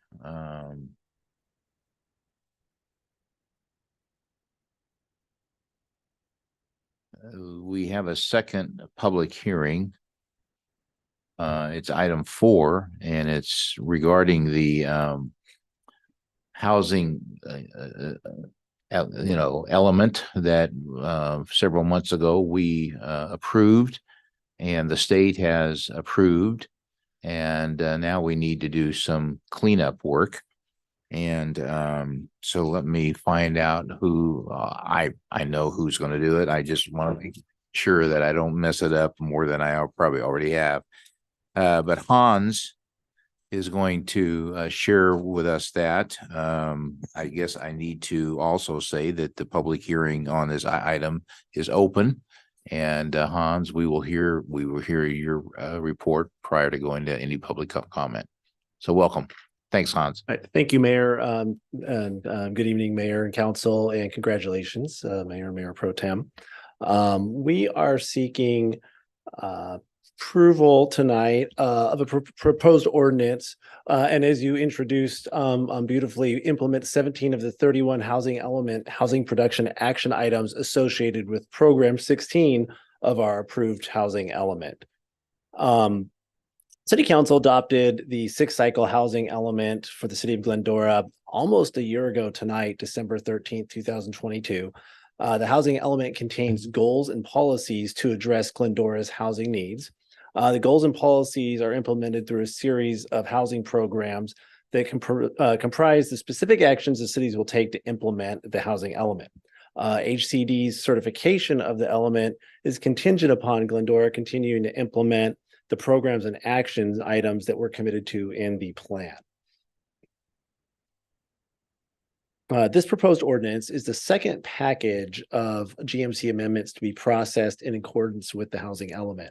The first, if you'll recall, was an ordinance amending the Glendora Municipal Code and the official zoning map, which was adopted in July of 2023 or this year. That was ordinance 2077. Program 16, table 41 of the housing element contains this matrix of 31 housing production action items, which constitutes a series of code revisions, really, and programs to facilitate housing production and to promote economic development. These were agreed to by the Planning Commission and City Council at the joint meeting held in April of 2022, almost 2 years ago. This proposed package tonight implements 17 of the first 20 action items from that table of action items. So what I'll do is provide an overview. The proposed ordinance includes, 17 of these items. I won't, unless it's directed, read through each of the 17 items, but I do have them at the end of the presentation after the recommendation. So if there's a question about a specific action item, we can then advance to that slide. If you say action item 5, we'll go to action item 5 and look at that one. But sort of to summarize what these changes are, they include reductions in excess noticing per state requirements to bring noticing requirements in line with the state, simplification of development standards, including single-family residential setbacks and height in transitional areas for multifamily development, and elimination of some barriers and constraints to development, such as strict non-conforming lot development standards, which sort of disadvantage multifamily developments. Fully implementing the housing element programs and action items will require some additional code updates in the future. And we're working on multiple things here, including updates to our ADU ordinance, objective design standards, which is currently in process, which that contract was awarded last year. So we have consultants working on those. And there will be another package, but less items of some of the remaining things in the table. This single one tonight, though, will probably constitute the largest package of housing element implementation measures to come before Planning Commission and City Council. Some future programs are more complex, and some of those action items are going to require a little more study and research for us to be able to implement them. These were mostly the low-hanging fruit in the first 20 that were almost written verbatim into the housing element, what to do. So in conclusion, we're asking City Council to approve this ordinance, and it will be on second reading next month. And I'm here to answer any questions. Thank you, Hans. So just to be clear, before I open the public comment period, the ordinance is to amend certain parts of Title 20 and Title 21 that comport to the housing, element plan and the sixth RHNA cycle of 2021 to 2029. And then item 2 is prepare a ordinance tied to Government Code 36933 and Resolution CC 2018-40. And for the public, as Hans said, he kind of skipped through it. This has been a labor of love. I don't know, small L, but we've been working on this for a couple of years. We had to submit to the state, I think, 3 times to get the magic thumbs up. And there was a party down in Jeff's area, which is very, very rare, but nonetheless there was. And Jeff and Hans and others worked very hard to get this done. So that's what we're talking about. So to end the year with this being done is a pretty important thing. So with that said, I will open the public comment period. If there's anybody here, I don't have any cards of anybody wanting to address this. City Clerk, is there anybody on Zoom with a raised hand that wants to address this? I do see a raised hand by Terry Merrick. Okay. If you can put her on. Well, okay. Okay, so Hi. Terry, if you're there and can hear us, you're on the clock, and specifically just speak to, this thing. And Welcome. maybe I'm violating protocol, because I don't know that I'm speaking to this specifically. I just want to thank my city council. I'm here with my husband. We're in Del Mar right now, so we can't be present. I just want to thank you all, council people, staff, for the way that you conduct our city business to solve problems in our community. So I just want to thank you, and Merry Christmas. This is just one of those efforts, this last one, but we've been listening to the whole city council, and we are just so proud to be a part of a city that working together collaboratively to solve our community issues and taking care of all our neighbors, housed, unhoused, whatever our issues are. So thank you so much. Have a lovely holiday. Terry, you were very hard to hear, but we will try. I'll do my best to have staff respond. I'm assuming that you are wrapped up. So is there anybody else before we respond that's on Zoom that wants to speak? No, Mayor. Okay. With that said, I will close our public comment period. Adam, Hans, do you want to respond to what Terry said? It sounded like she was just thanking the city council for all their efforts on this and other matters this evening. Okay. Thank you for what I those thought kind she words, was Terry. saying, but I know sometimes, my hearing is not all that good. So That's the best kind of comments to respond to. So if we could that have is. more of Well, that, that'd be great. The positive comment. And you guys have earned that. Okay, with that said, I'm trying to follow the script and not go clear off the rails here. The public comment has been closed. We will close the, I gotta bring it back here to council. Okay. Gary, you did such a good job for a year, and I'm struggling here, just, to kind of. It's like riding a bike, Mayor. I'm sure as soon as we're So anyway, okay, let's bring it back here to, council. Does anybody have a question regarding Hans or any of the action points, which there are 20, that you have any questions on? Michael, we'll start with you first. Hans, thank you for your presentation. You mentioned that we still obviously have more. I think there's 32 or so in total? 31. Or 31. When do you think those will be brought back to us? Well, there's a lot of things. So the housing element has 17 programs in it, when some of those require action. It's a little confusing. And then program 16 of those, which is what this is about tonight, had that table. That's table 41. That has 31 additional items. So 17 plus 16 plus 31, I guess, because 16. So those will be coming in the next, a lot of them in the next year. Some will take even into 2025. So for example, we're currently working on an update to our ADU ordinance to bring it in compliance with state law. That's in response, I believe it's program 14 in the housing elements. It's not in the table. One of the things that was also committed to is the objective design standards. So if you'll remember, we were awarded a contract to PlaceWorks to work on that with us, and that was this year.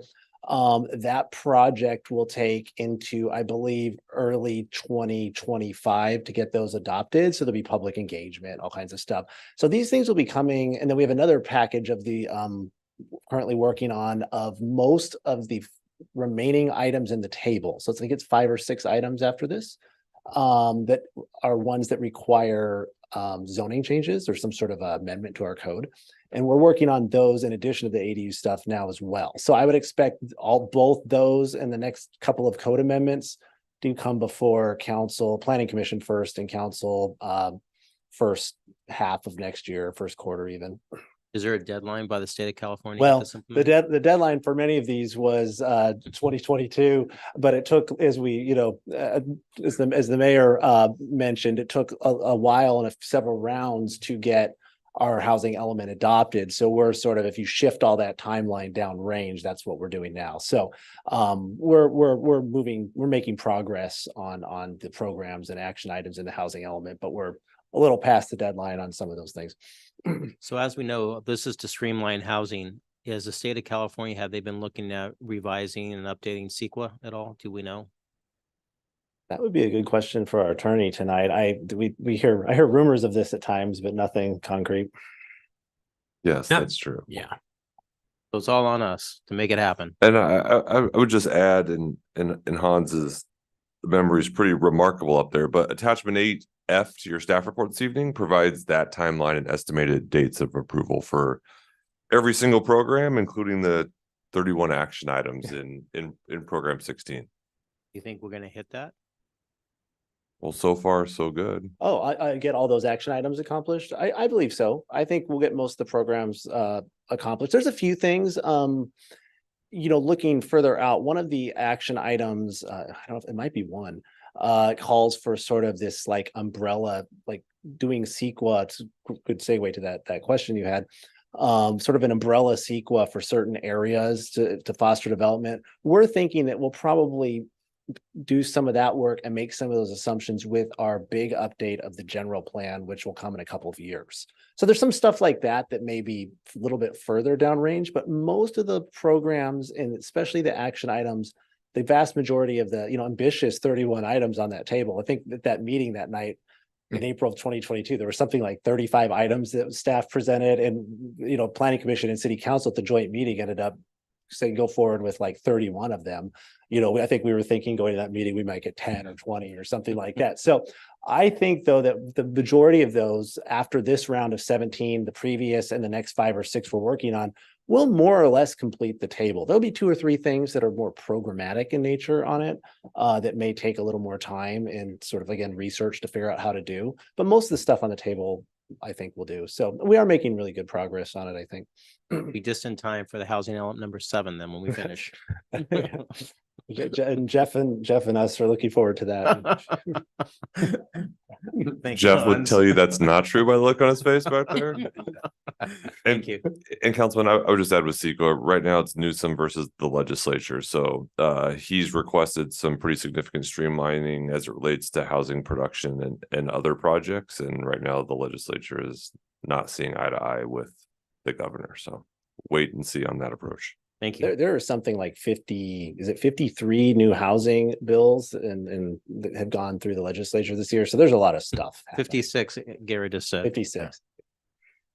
All right, thank you. Michael, thank you. Gary? Yeah. Anything? Question. I noticed in the timelines that we have, a lot of our prospective goals reach into 2030, which will be after the 7th RENA cycle. Are there any complications to the fact of us not completing some of these things prior to getting into the 7th RENA cycle? Is that a consideration at all, or? I think, and I might ask for Jeff to weigh in on that, or our attorney, but I think, most of the programs and things we're working on, there's some of them in the table are like ongoing things that the city will have to do.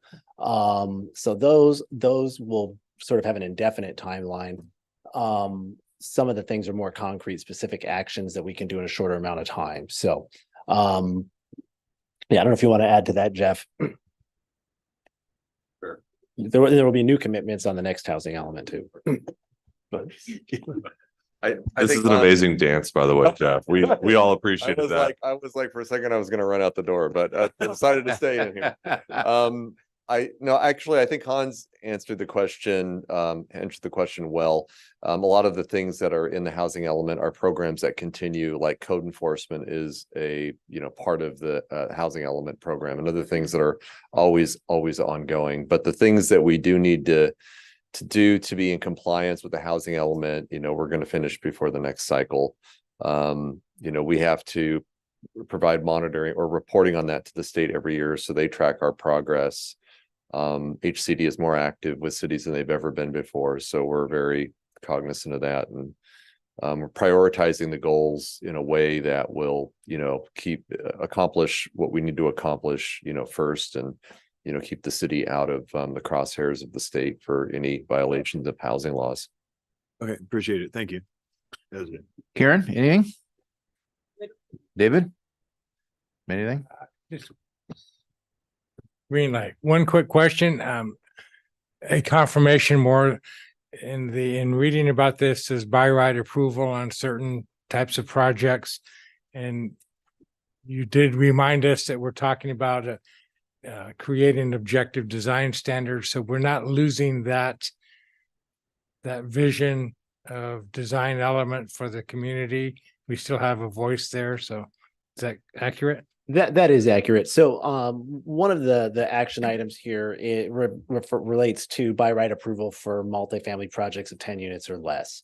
On that one, those projects will still have to meet all of any standard in the building code and our zoning code, related to setbacks and height and things like that. And also how it's constructed, health, safety, welfare type stuff, sprinkling, things like fire mitigation, all that sort of stuff still applies.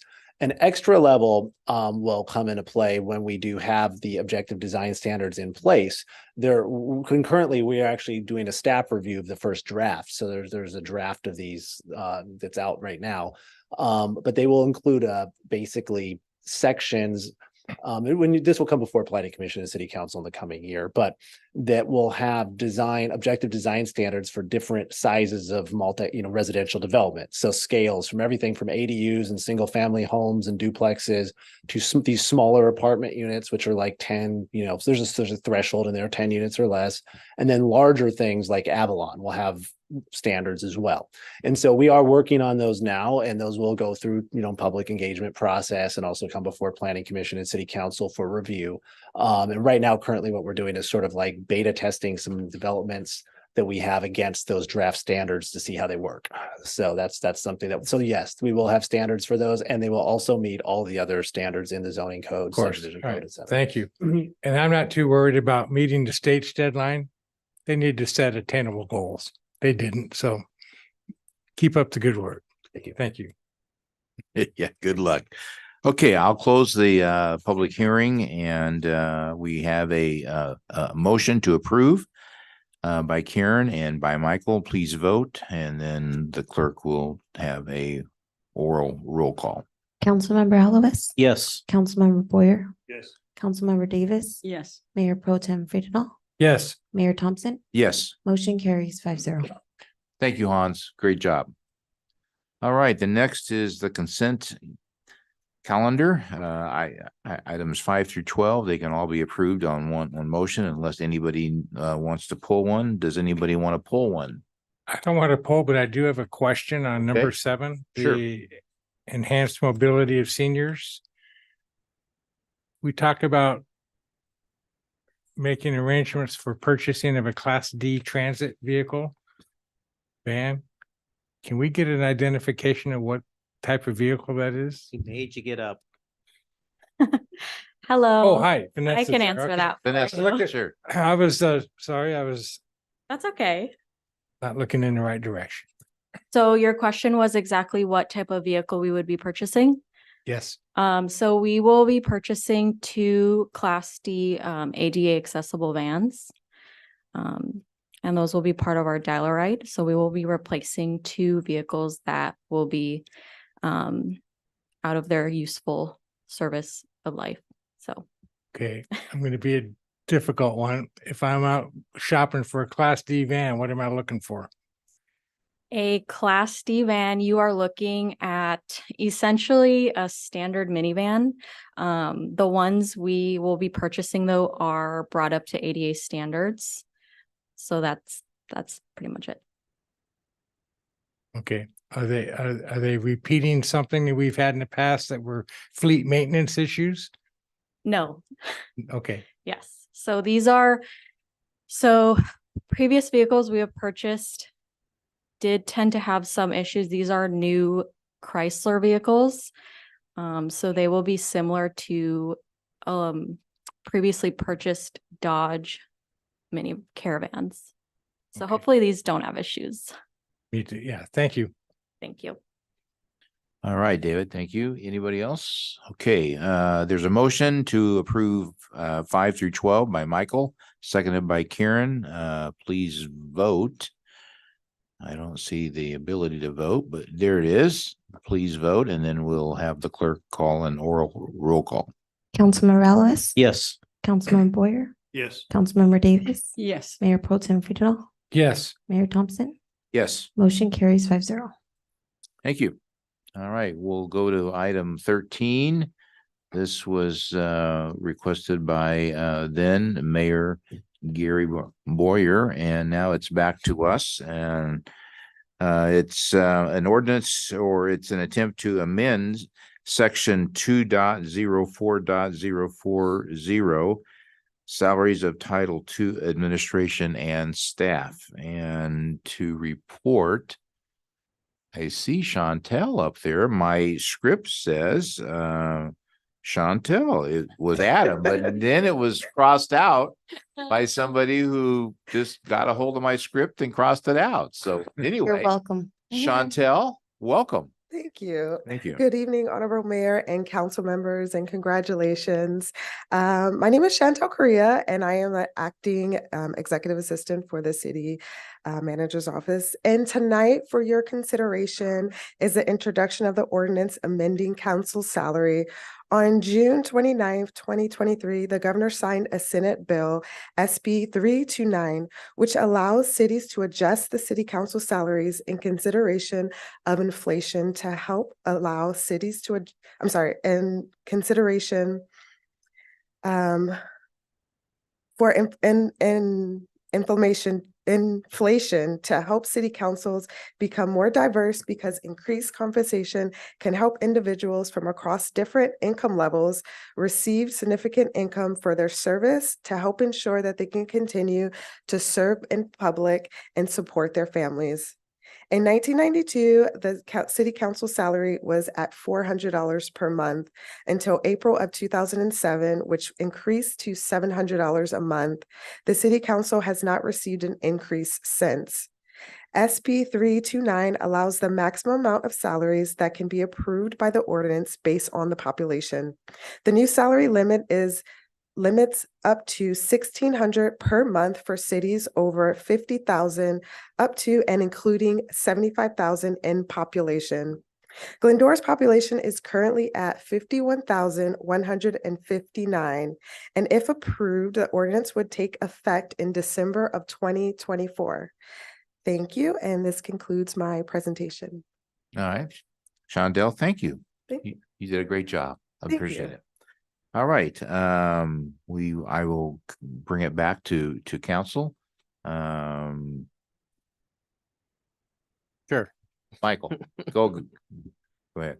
Well, I really should have allowed Gary to speak first. Let me have Gary, because he was the one that made the initial request. So I think that's usually what we do. So sorry about that. Appreciate it. This is always a very difficult conversation to have when you're talking about giving yourself a raise. It's common knowledge that I have no intention on running for council again. So it's easy for me to have this conversation because there's going to be no benefit for me, because this really doesn't take effect until the next election, if we do make any adjustments tonight. But, one of the things that I've noticed since I've been on council, when you look at city councils, and this is all over the state of California, what you typically find is old, retired, typically financially secure people sitting on city councils. And they're making decisions for people that look nothing like them. And that's what we do on a regular basis. There's a couple other people that have the ability to do this job because of the time constraints, and because it actually costs money to do this job at the way things are set up now. There's a lot of public employees that will be local elected officials around the state. You also see self-employed people that own their own businesses or something. What you don't ever see on a city council is you never see somebody that is a middle-aged salaried professional. Those people do not have the ability to take time out of their days and do this job. And so we don't get that perspective when it comes to local elected officials. You do not see moms of young children sitting on city councils for the most part. because they can't possibly put in the hours and do what needs to be done. Just the cost of childcare is going to be a burden to them to try to do the job that we do here on a regular basis. You don't see people that are paid by the hour, because why in the world would you give up an hourly wage and come to work on the city council where you're getting paid $5 or $6 an hour for the time that we're putting in? And who you never see is, you never see people that are actually struggling to make ends meet. And we're making decisions that affect those people, and their voice isn't being heard when it comes to this position. And for that reason, I thought it was important to bring this up, because I think we do a pretty good job. Most of the council members that I know, I think, do a pretty good job. But I'm a 68-year-old guy living in an amazing city. And so I have one perspective. I don't have the perspective of so many other people that they have. And I think it's important that those people be included in this process. I'm going to share a little bit about my own personal schedule, because I don't know exactly what everybody else here on the council does, but I know we're all running like crazy people from time to time. But I went back to June 1st just to go through my calendar, and I've averaged since June 1st putting in about 27 hours a week on the job. Now, as mayor, you put in a little bit more time than when you're not sitting as mayor, but that works out at our current salary of $700 a month, works out to $5.98 an hour. I don't think that's been an acceptable minimum wage for quite some time. That doesn't include the prep time that goes into this. I don't know about anybody else, but I'll spend at least 2, 3, 4 hours prepping for every council meeting, but also prepping for other meetings and commitments that I have on regional boards where I sit on their boards. We also will spend time. We typically watch the planning commission meetings. We watch the community service meetings, because we need to know everything that's going on. But I'm talking about just hours that we're putting in. I've averaged 27 hours a week since June 1st. Now, I have to admit, I haven't taken any overnight trips since June 1st, but prior to June 1st this year, I took 5 overnight trips. And so those trips are complete 24-hour days, of which I'm away from my family and representing the people of Glendora. Give you an example of some of our days. This is not unusual. Thursday morning, I was up and on the train at 6 o'clock in the morning, going to the SCAG Economic Summit that didn't end until after 8 o'clock that night in downtown LA. Now, I think each of us do that at least once or twice a month. I know Mendel and Michael started out at 7:15 at their briefing this morning, and they were both at a luncheon that we had today. But so those very, very long 16-hour days are not unusual from time to time. One of the other things that happens that isn't included in these 27 hours is it's very common for us to have an 8 o'clock in the morning meeting, and then a 10 o'clock meeting, and then a 1 o'clock meeting, and maybe a 5 o'clock meeting.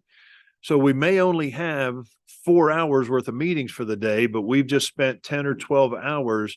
It's not like you can do a whole lot with your time. So somebody that's working at a regular job, is not able to attend things like that if they're not going to be compensated for it. You think about, there's people that have the perception that as council members, we come to a meeting twice a month. And it's a lot of interaction with the community that we have on a very regular basis. I have one particular situation in town. I went back just again, going through and reviewing my schedule. We had a resident here in town that was a victim of a crime, that we've been working on some things to try to make them and the people in their neighborhood feel safer. And I've had 60 different meetings and interactions with people, between emails, phone calls, in-person meetings, those types of things, trying to resolve what in the real world is a pretty simple issue. But when it comes to government, it becomes extremely complicated. So there's a lot of time and effort put into this. And even though I have to admit, when I first ran for council, I didn't know we got paid.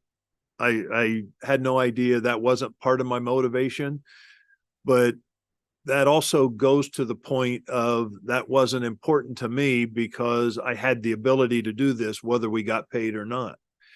But we have an election coming up next year. Okay, I know there's going to be at least one new council member sitting up here a year from now. And it might make a difference. And the reason I'm asking for this to be discussed now rather than later is it might make a difference on somebody making a decision whether to take on this responsibility or not, as to whether or not, because if you stop and look at it, for a lot of people, it's just not in the cards for them to be able to afford to continue to do this. I looked at it at 27 hours a week. If we put in an average of 27 hours a week at the current minimum wage, that's $15.50 an hour. That brings us over $1,800 a month. If we use the food service, if I was working at McDonald's, those 27 hours a week, be making over $2,300 a month. So it's a conversation we need to have. It's important not just for the city of Glendora, but it's important for local elected officials all across the state of California. And I know it's a very difficult conversation when we're sitting up here because everybody here wants to do the right thing. But I think we do need to have this conversation. That's why I asked that this be put on the agenda. That's it. Didn't our union steward do a great job? Michael, anything? No, for me, it was never about the money. It's about making the proper change to the city. It's never been a motivating factor. And what Gary had mentioned, I mean, I'm self-employed and I have business right down the street. I can pop in and out at my leisure, do whatever. I'm used to staying up late at night. Again, this morning started was 7:15. We ended up at 10:15, went off to a lunch. And then you take phone calls in between constituents. I'm sure Gary didn't even talk about the hour or 2 hours you're on the phone with a constituent trying to fix something that you're not putting on a calendar. This is ongoing, but this is absolutely a labor of love to do this. We're passionate about this.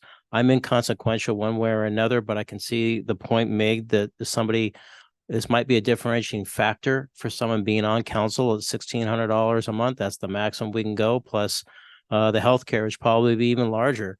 And then there's what I believe also at 5% per year that can be increased with inflation CPI.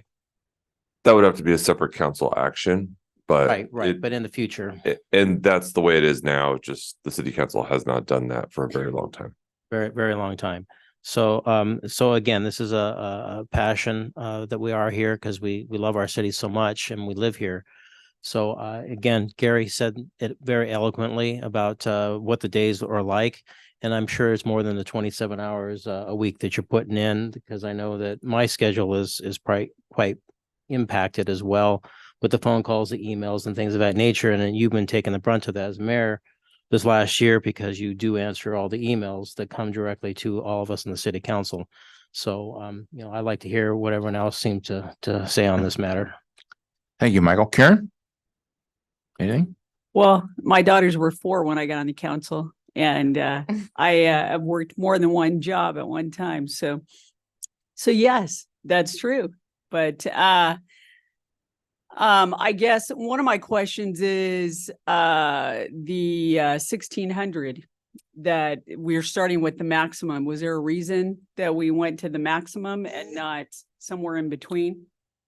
I'm happy to answer that from a staff perspective. So during the presentation, when a council member Boyer asked it to be agendized, we took a look at other cities that were out there locally. West Covina made a change. Temple City, they went to a different amount than the maximum, but other cities like El Cerrito, Concord, trying to think of some others that are there. The city of Oakley all went towards the maximum. And essentially, if you look at this structure has been around since 1984, this pay structure that the councils have had, and they were last updated about that time. If you just look at CPI moving forward, even from what the city has put into place, you're well in excess, just basic CPI of the $1,600 a month. And so just from a basic CPI perspective, the law passed by the state of California does not even bring them to where they would have been if there would have been an annual CPI automatic increase. So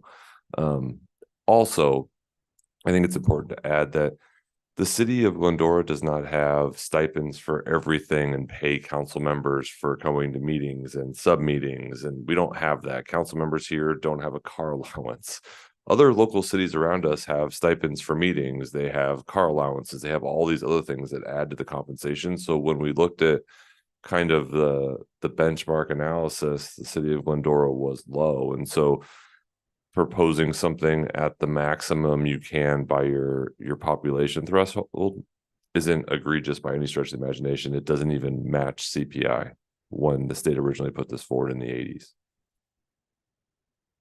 But the council is free to make whatever decision they so choose. All right, David, any thoughts? Yeah, thank you, Adam. And you did bring up the discussion of stipends and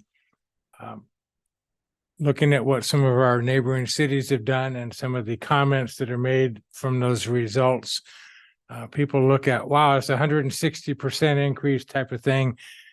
Those commenters are not looking at the fact that that goes back to, in our case, 2007 or even the 1980s. I did the math exercise, and 1,600 comes in just a little under if we had taken a 5% CPI since 2007.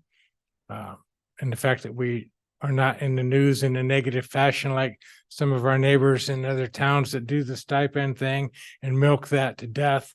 I think their motives are different. This body's motive is not. So I would say thank you for this consideration and can support it. David, thank you. I concur with what has been said. I asked the staff about some of the numbers, and since 2007, the inflation rate has been 41.4%. And this is really not an inflation thing. It's not a livable wage, but it does compensate us for some of the time, the support that we're expected to give to certain events. And as Gary said, I think that it will create a pathway. At least it'll start a pathway to allow others to come in and serve that may not be in the life space that some of us are. And that's really what I'm hoping that will occur. And so I support this, and I think it's a reasonable thing. So anything else? We need a motion to either approve it. Okay, we do have one. I'm sorry. David moved it and Mike will second it. Please vote. And then we'll have a oral roll call vote as well. Councilmember Alowis, Yes. Councilmember Boyer, Yes. Councilmember Davis. Yes. Mayor Pro Tem Friedenau, Yes. Mayor Thompson, Yes. motion carries 5-0. Right. Thank you. Okay. Folks, we're getting close. Hello again. Vanessa is back up again. So she's going to talk about item 14, which is proposed to award a contract for crosswalk enhancement near the Washington School. And so Vanessa, thank you for being here. And we're looking forward to seeing some of the slides that you have. Yes, thank you Thank and you. congratulations. Thank you, council members. I will be presenting crosswalk enhancement improvements near Washington Elementary School. Overview is our safe routes to school demo, design plans and construction, and next steps. So our safe routes to school demonstration was a one-day demonstration project that was held last year. The city received a number of complaints and concerns about the crosswalk near Washington Elementary School being unsafe. And hearing this and with council's direction and leadership, we collaborated with Public Works and JMD to develop plans for a safer crosswalk. So the demonstration did include curb extensions. It included a mid-block refuge island pictured before you, as well as some landscaping. So there was a survey taken the day of the demo. We had roughly 40 respondents, and a majority of the respondents did support and would like to see those permanent crosswalk improvements. This gives this opportunity for the city to really make a difference in the community and to answer their concerns from conception all the way to final construction. And these are just survey results mentioned before. As you can see, a majority of respondents were in favor and, of the proposed improvements, as well as seeing them installed permanently. We also did have a community workshop to gather feedback on the proposed design plans, which were also well received. I know that during the one-day demonstration, we did also observe a lot of speeding and failing to yield. So those were just day of observations. Again, survey results of what stakeholders and residents would feel would make the road safer, such as more lights, reduced speed, crosswalk, things of that nature. So design plans for construction do include an installation of curb extensions and curb ramps. I have the design plans pictured before you. We also will be installing a mid-block refuge island, enhanced crosswalk siding and striping, lanes reduced to a standard 10-foot width for traffic calming measures.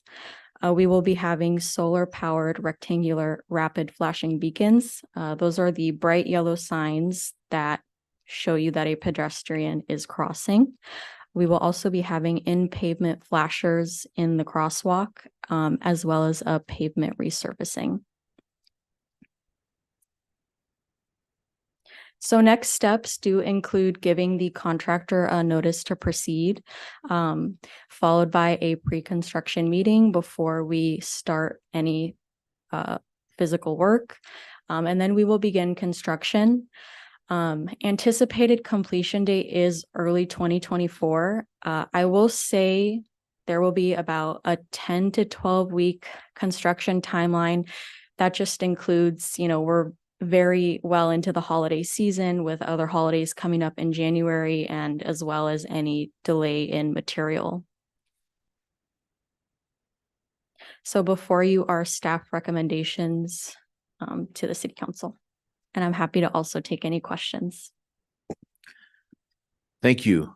Excellent job. And I think all of us have a passion to take care of our precious kids. So thank you. Karen, anything? I was trying to remember from the plans, is there going to be any creative work with that crosswalk? Because it was a high ranking. Yes. So thank you for asking that. Great question.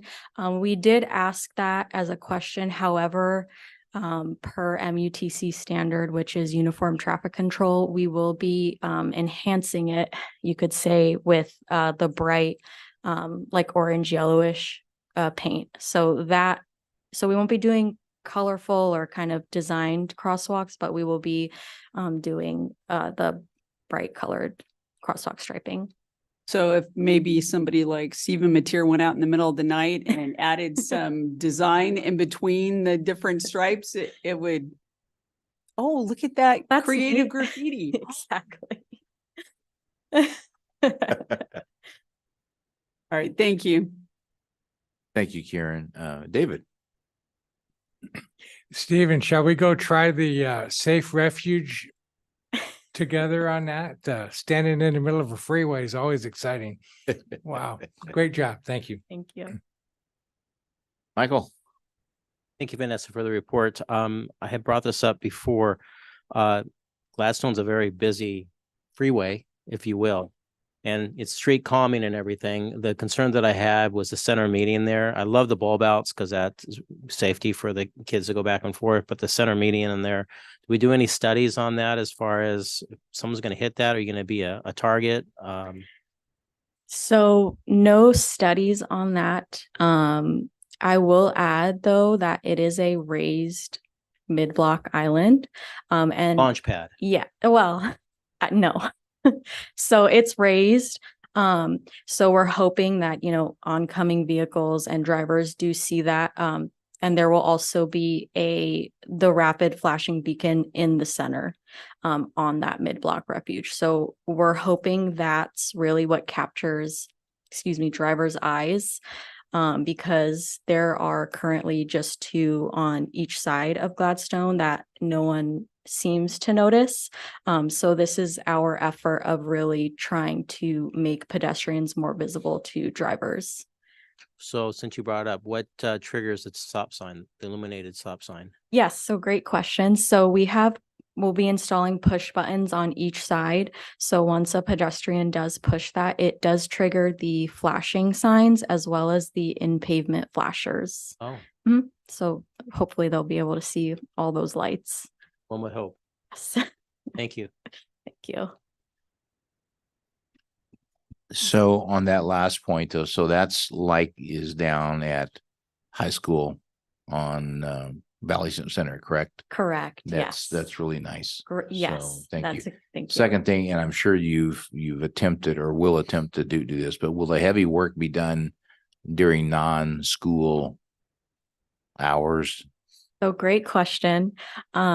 Again, our hope was for us to do it during winter break. Right. However, with material delay, that's likely not the case.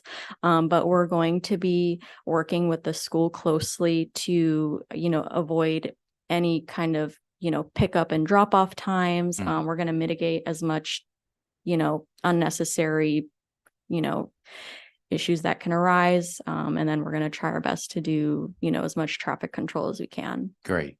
I appreciate that. Okay. With that, motion's been made by Michael, seconded by David. Please vote. I will now conduct oral roll call. Councilmember Alowis? Yes. Councilmember Boyer? Yes. Councilmember Davis? Yes. Mayor Pro Tem Friedel? Yes. Mayor Thompson? Yes. Motion carries 5-0. Great. Thank you. And last but not least, item 15. We are going to be hearing from Director of HR, Rita, regarding the establishment of a self-insured paid family leave plan.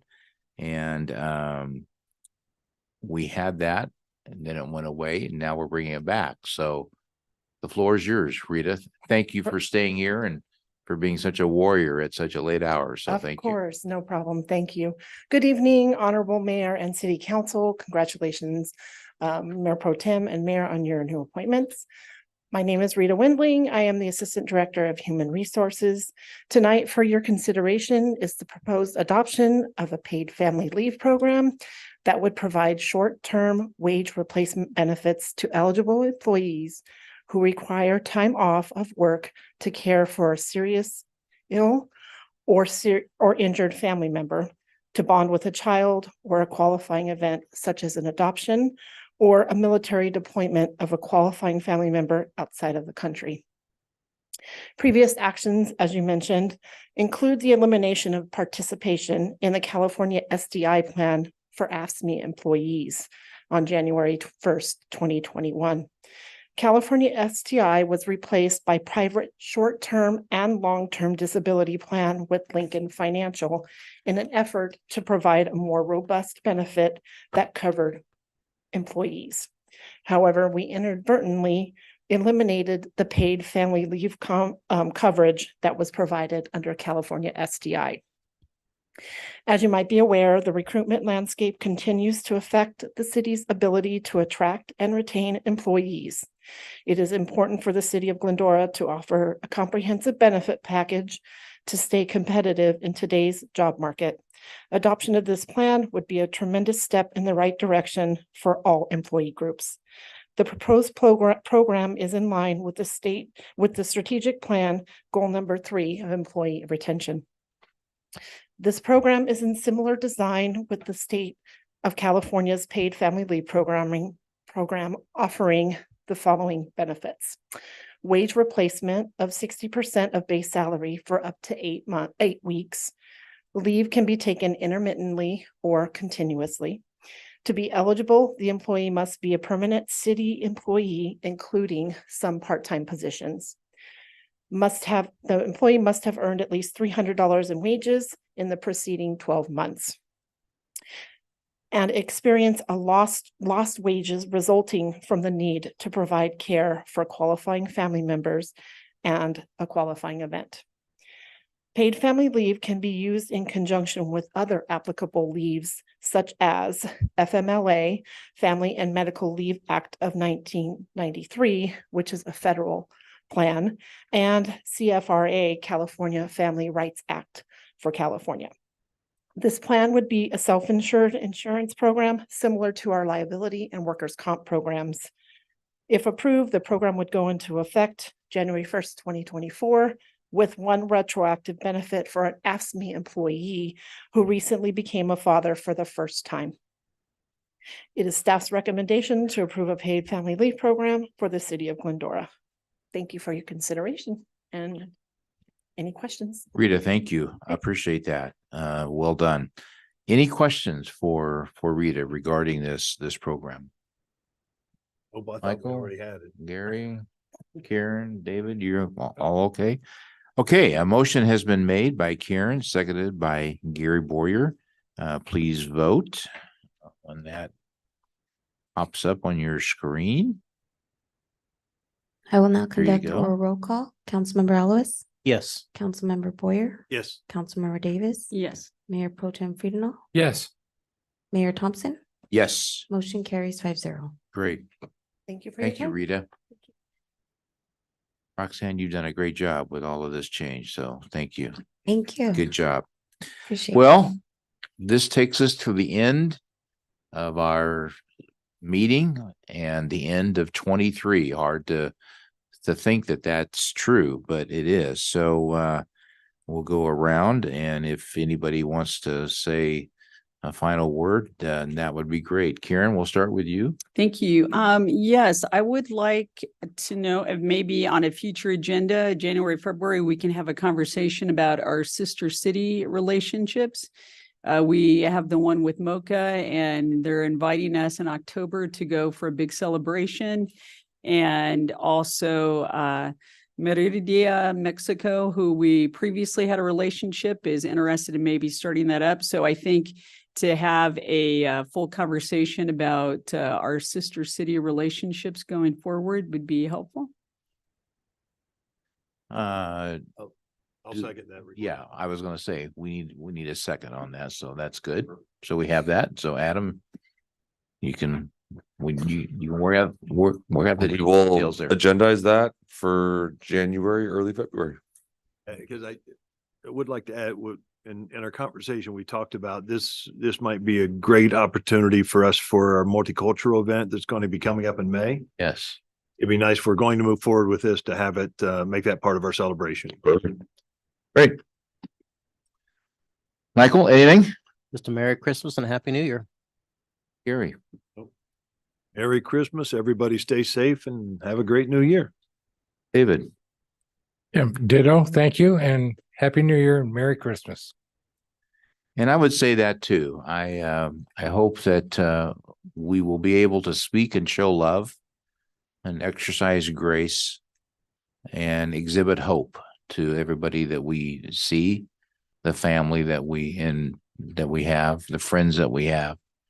The world is in a crazy place, and yet we can create change by each of us doing that. We will meet again on January the 9th of 24, kick off another year of our incredible city. And as has been said, on behalf of my wife and we both wish you the very best in holiday cheer, Christmas cheer, the new year, and trust that everything goes well. Blessings, and we will adjourn this meeting at 9:40 p.m. Thank you.